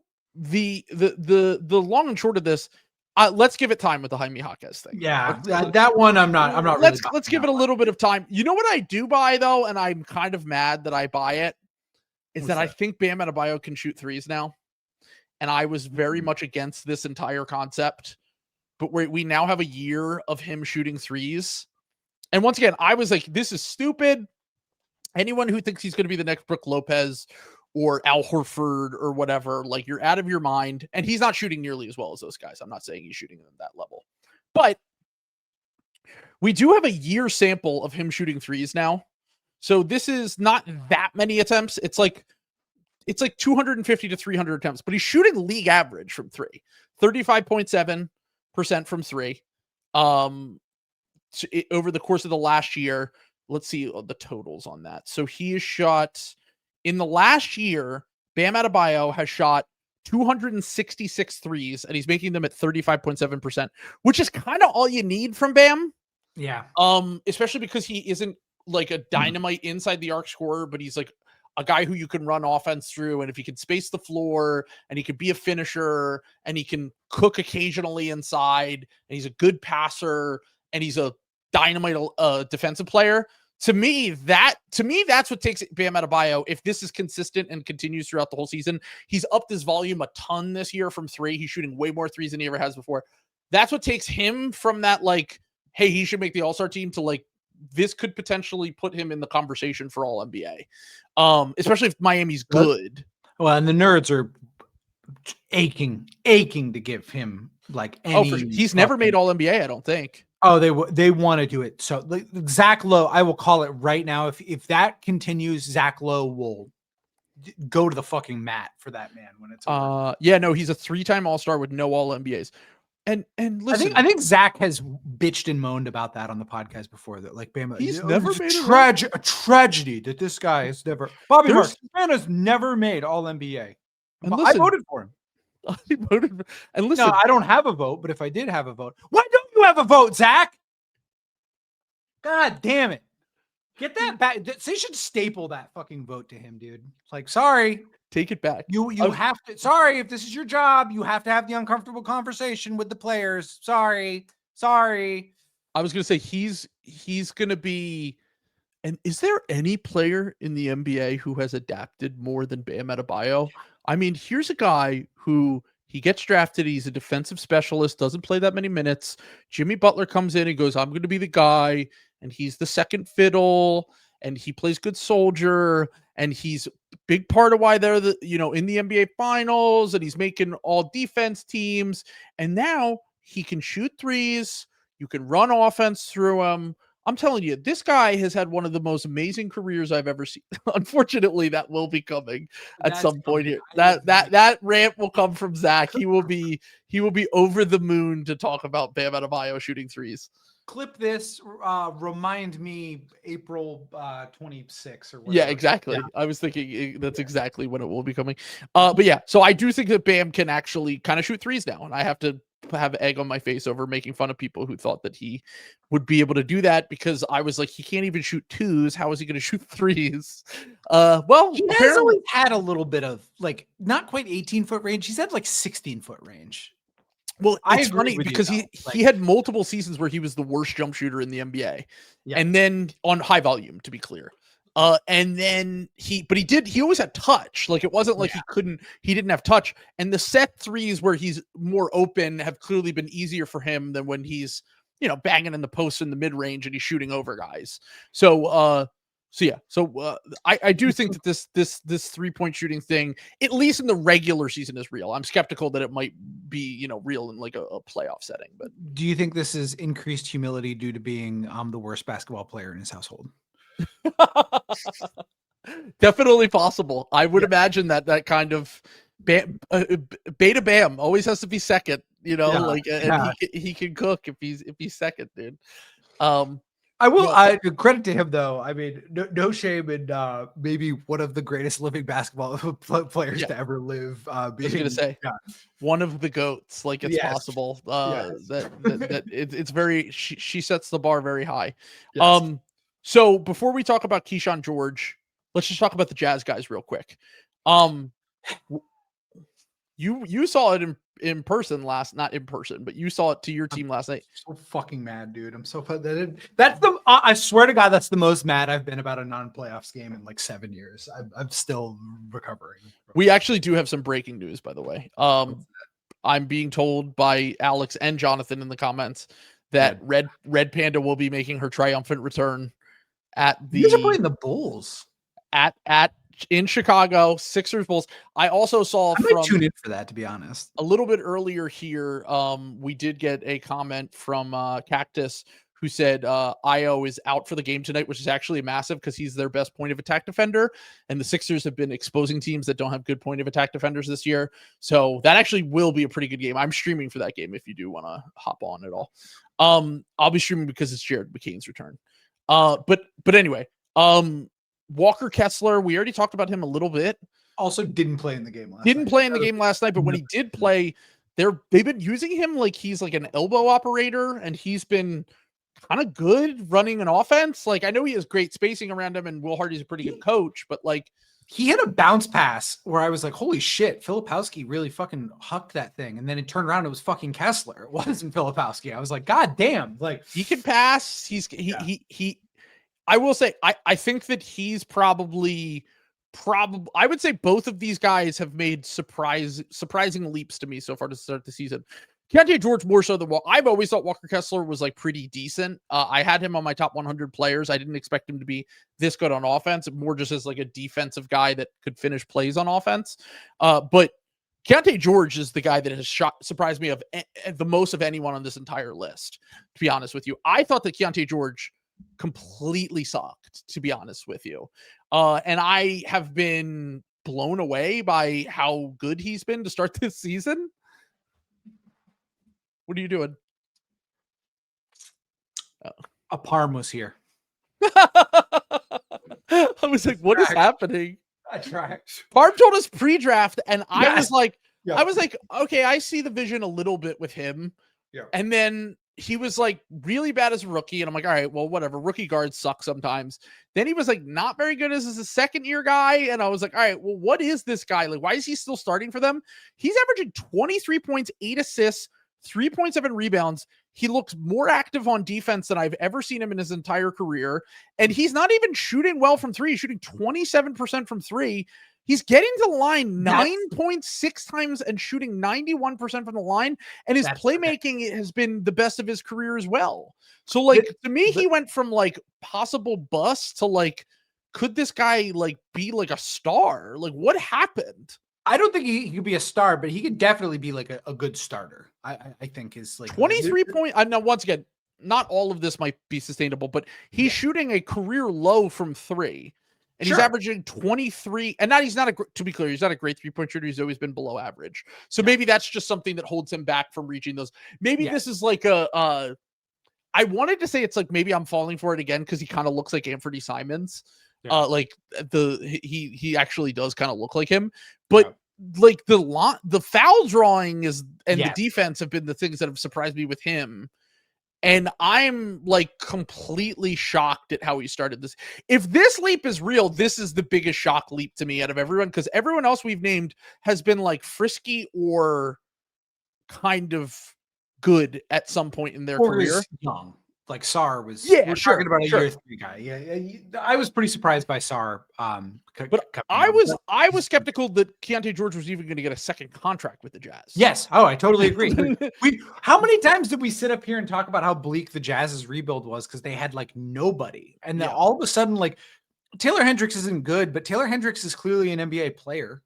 Like when I'm watching him, he doesn't look like out of sorts. We've liked Filipowski, and that was the other one I wanted to bring up, was like Filipowski looks like he's taken another step. Did he play in that game last night? Yes, and he was kind of fucking killing us, to be totally honest. Like, do you want some space here to cook, by the way, on your hatred of the game last night from Derek White and Peyton Pritchard? It's not just those two guys. Everyone who's not Jaylen Brown should be ashamed of themselves. I don't care. That Houston game, the Celtics got destroyed by 30. This was a 1-point loss. That Houston game, we lost by 30, whatever it was. I was way less mad about that because the team actually like tried in that game and like played the game the right way and just got owned by a team that was way better than them. Like that's like the kind of things I expected throughout the season. I expect them to go 500. I expected them to go about 500 without Jason Tatum. And I was like, they're going to get, anytime a team has real talent, they're going to get smushed. More often than not, because they play in the East, they won't be playing teams with real talent. This was a team, they were at home against a team that was also missing players, and they're getting destroyed by like, they got rebounded by 20. The Jazz everyone was like bitching and moaning. All the Celtics fans were like, well, we didn't shoot very well. And we did. We had a historically bad shooting night. I think under 20%, which has never happened for a team that was shooting over 50% or shot over 53s. Or something like that, that's true. Jazz also shot like very bad in that game. And we put Keontae George at the line over and over again. Defensive rotations were a mess. And who knows, like, if they're going to play like that the rest of the year, they needed to shut down Jaylen Brown yesterday, and SH was cooking. Because that was one of the most embarrassing Boston Celtics performances I've ever seen. And I've like in my 20 years of watching this. I tuned out because I saw Walker Kessler was out, and I was like, oh, the Celtics will just easily beat them. And no, they hung around the whole game despite them playing like shit. And I mean, look, you're just going to have games like that when you have your front court. Like, that's just kind of the reality of it. No, I know. I'm aware. I'm just saying that, like, you will get owned on the glass more than you're used to. And that was the main thing. The overall in the season, like, the reason I've been like pretty optimistic about this season and this, I mean, the Celtics are still, by cleaning the glass numbers, the quote unquote unluckiest team in the NBA. They're still a full game under their win percentages, but it's mostly that Peyton Pritchard, like, and the book was, obviously Derek White's going to struggle. He's becoming the second best player when he's like, should be the fourth best player. And Peyton Pritchard's going to struggle being elevated to a starting role. Those guys are playing like not NBA players. Derek White's literally the fourth worst shooter in the NBA. Like we're talking about guys who like should be in the G League right now. And that's pretty much why the Celtics are like 2 games under 500. But if those guys are just bad now, if they were like total Jason Tatum frauds, like both Derek, they would be pretty impressive for Derek White to have pulled that off. But if they're like genuine frauds, then maybe SH was cooking. And this is like the least talented team in the NBA outside of Jaylen Brown. So it's also one of those things where, like, if you were to have traded Derek White, it would have been this past off season. And now it's like, he'll still have value because we know that if he goes to another team, he's not going to play as badly in a minimized role. Like if Houston traded for him or the Warriors traded for him, you understand that it would not continue to be as bad as it has been. Having said that, the peak of his value was this past summer. And if you had seen this coming, then you could have possibly got out ahead of that. Also, maybe it's one of those things where Jason Tatum was like, I need to have someone to come back and play with. And he was one of his guys. I mean, you can't trade him. Yeah, and that's what I was saying. What about the no tripping call at the end? I mean, it was a blown call. And I mean, that was a terrible call. I mean, honestly, they probably like at least don't lose the game as convincingly if that happened. I don't really care about that, to be totally honest. You can't put yourself in that situation. Yeah, that's what I'm saying. It's like you got out rebounded by 20. You don't play with kept shooting threes on a night when you didn't have the threes. Yeah. I'm sorry, like, not to be a boomer, but like there is such a thing as just not having an off shooting night, and you do kind of need to adapt to that. You get like over the course of a season, yes, math ball is going to do well. I do think there is something to be said for like Jaylen Brown shooting 9 threes in a game. I think if you take out the 9 threes he shot like 80% from the field, like in that game. So like it just, I don't know. It was one of a genuinely alarming game. The first time I've ever felt like Joe Mazzulla coached a bad game in like since like the 2023 that like Miami Heat series in 2023. I've felt like he's been like pretty good outside of that. Yeah, no, Jalen's crash out was definitely validated. Like he should have been really upset over that. When he didn't get that call for sure. I was watching it being like, I can't remember a missed call like that. Also, was there like wetness on the floor? Like everyone kept didn't falling. Stop. Yeah, I was like, everyone just keeps falling. It was strange. It was a horribly reffed game. That said, it's not why the Boston Celtics lost. I don't think. Like I don't know. I think that's cope. They were not ready for that, and it was a very, very fucking embarrassing performance from that whole team. Everyone outside of Jaylen Brown, top to bottom. So, all right, let's talk about Keyshawn George real quick. So to start last year, at this time last year, Keyshawn George was averaging 7.7 points per game. He only raised that up to 8.7 by the end of the year. 4.2 rebounds, 2.7 assists. In 27 minutes, he was shooting 20% from 3 to start the year last year. This year, he's shooting 54% from 3. That might come down. He's been the best catch and shoot guy in the entire NBA to start this year. I do think that will come down for Keyshawn George. Yeah, probably. Yes. But he's averaging 18 points, 7.8 rebounds, 4.5 assists. And he's scoring more off the bounce and looking like a legit starting two-way wing in a way that I had not anticipated. Like, he's another guy that, like, I was a little bit lower on him just because I got the idea of him. I just didn't know if he was quite athletic enough or if he was quite if he was going to be able to get that scoring efficiency up to a level where he could be like a legit starter. Just the way that he started this season, just the way that he looks, I would say, obviously the shots going in really helps, but like the way that he looks like he looks bigger and he looks like physically more in control playing this year. And he's just very clearly like a guy in a way that I didn't see. And once again, the scoring off the bounce has been the thing that's been the most impressive for me. Like, he's not going to be the best catch and shoot guy in the NBA for long, but even when that regresses, the ability to handle the ball as a wing, the ability to like defend, the ability to create some plays off the bounce for yourself and others, I think he's just going to be a good player. And like, he's probably the test case for these, like, being patient with wings, because he was 21 as a rookie. He's 21 going on 22 now. And he's someone that like has just slowly gotten better, started to show out at Summer League, really balled out in preseason, played great for Team Canada in that like FIBA Cup thing this summer, and then has kept the momentum going into this season. So certainly stuff to be excited about with the Wizards in a way that I didn't think that there was before this season.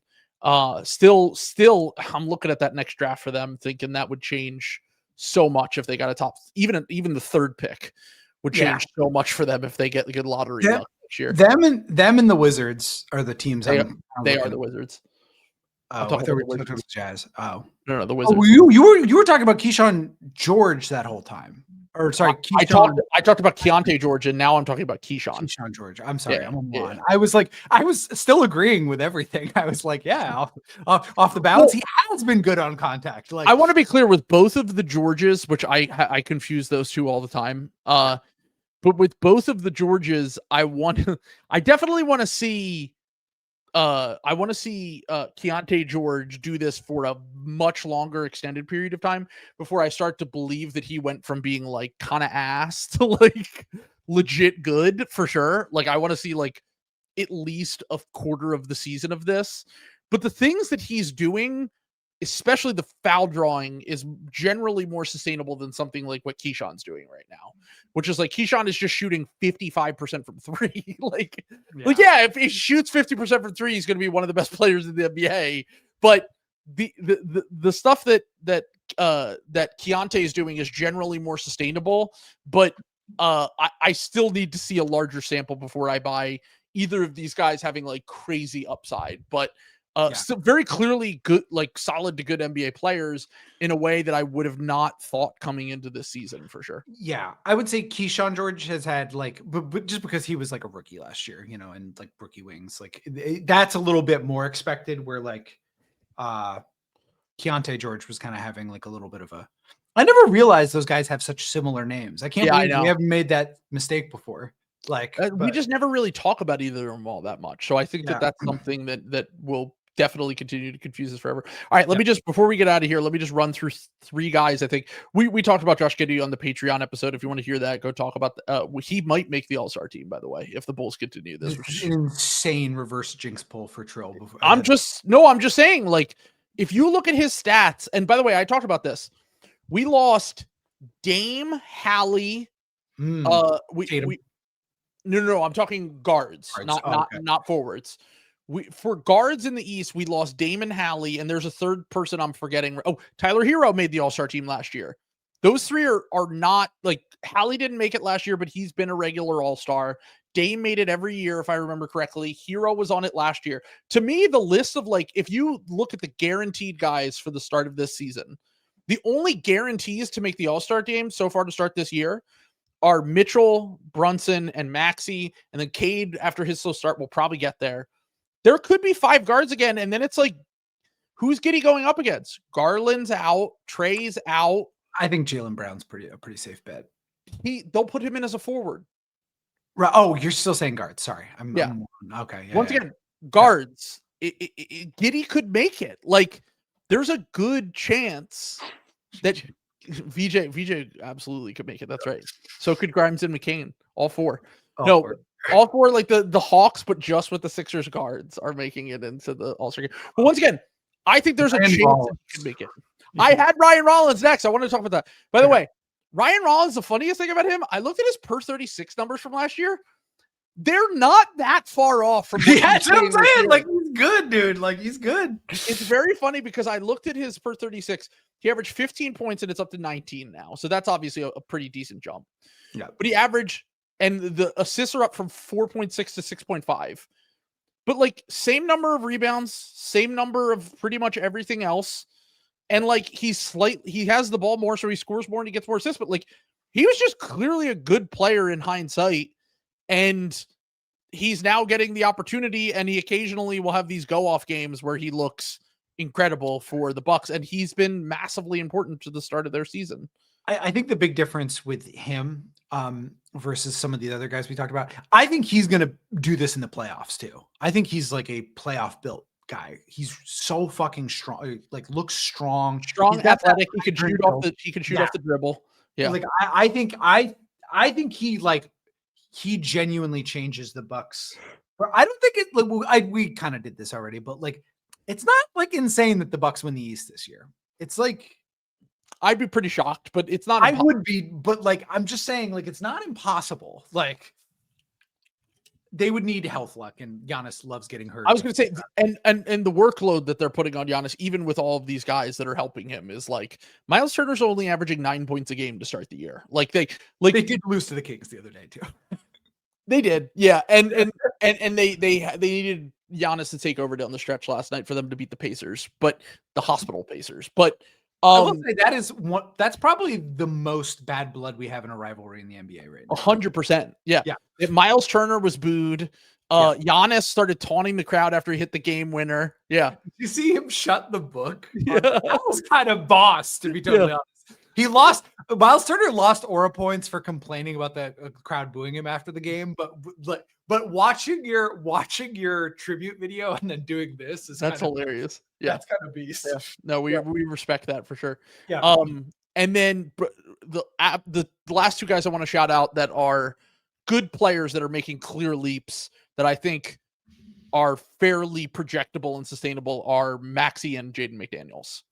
Like Maxey just went from all-star to probably all NBA. Yeah. This year he's been shooting out of his mind to start the year. He's honestly been kind of underwhelming from two, but he's drawing more fouls, so it offsets that because he has the ball more. Anytime he's on the court, the Sixers have an elite offense. Not quite as much when he goes to the bench. He has really good offensive on-off swings. And Jaden McDaniels is kind of having the Mikal Bridges career where he's not quite as good on defense as you think, but he becomes a really good offensive player. Like, he's just scoring from like all three levels right now. He's handling the ball more with Ann out of the lineup. Like he's just good. Oh, sorry, Jonathan got me with that. McDaniel got the Randall stimulus. That's right. Okay. I mean, what are the Knicks doing without Randall? How about this? Falling apart. Here's one for Jonathan. Do you want to guess where Julius Randle is in VORP right now? He's got to be like 6, right? I think that's literally exactly where he is 6th in the NBA in VORP right now, which is he's been incredible to start the year, especially in the games without Ant. They've needed it. They're like legitimately like dying for any sort of playmaking right now. He's 4th in VORP. Yeah. He's 6th in BPM. That's incredible. Him and Wemby flip spots when you do. I never thought I would see Knicks fans doing what they're doing, but they're like upset that they traded Randall for Cat. That Randall, I don't think anyone has beat the allegations in my mind as many times as Julius Randle is. He is such a funny player because he's just gone up and down, up and down, up and down. I don't want to get ahead of ourselves. Are we sure Minnesota's making the playoffs though? It's hard to make the playoffs. Did they lose that game last night? They looked. No, they won. They beat the. Yeah. All I'm saying is they have a lot of talent and they have time to figure it out. And Ant's coming back now.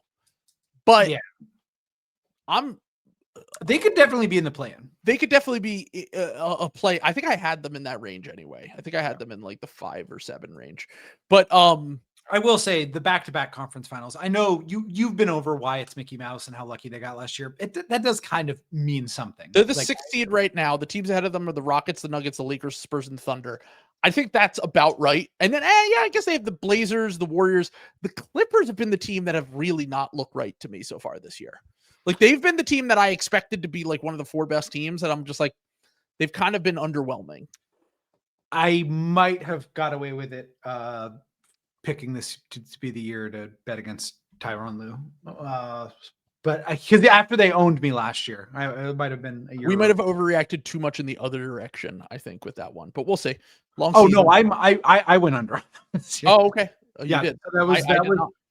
I said in the thing, like, this could look really stupid because I just did this last year and Lou owned me, but I'll do it again just because they're just the Unk squad. There's too much Unk.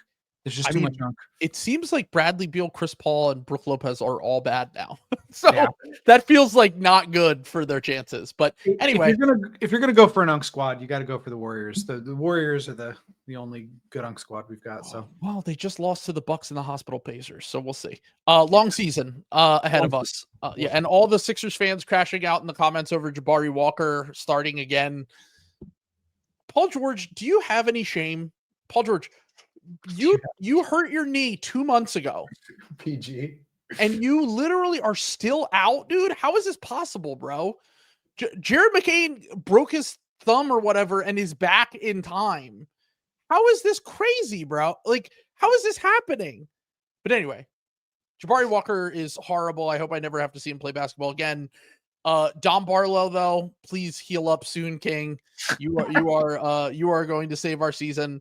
Also, Paul George being back means we won't have to see Jabari Walker or Justin Edwards ever again, and I might cry tears of joy. So, all right. Let's go. Peace. Peace.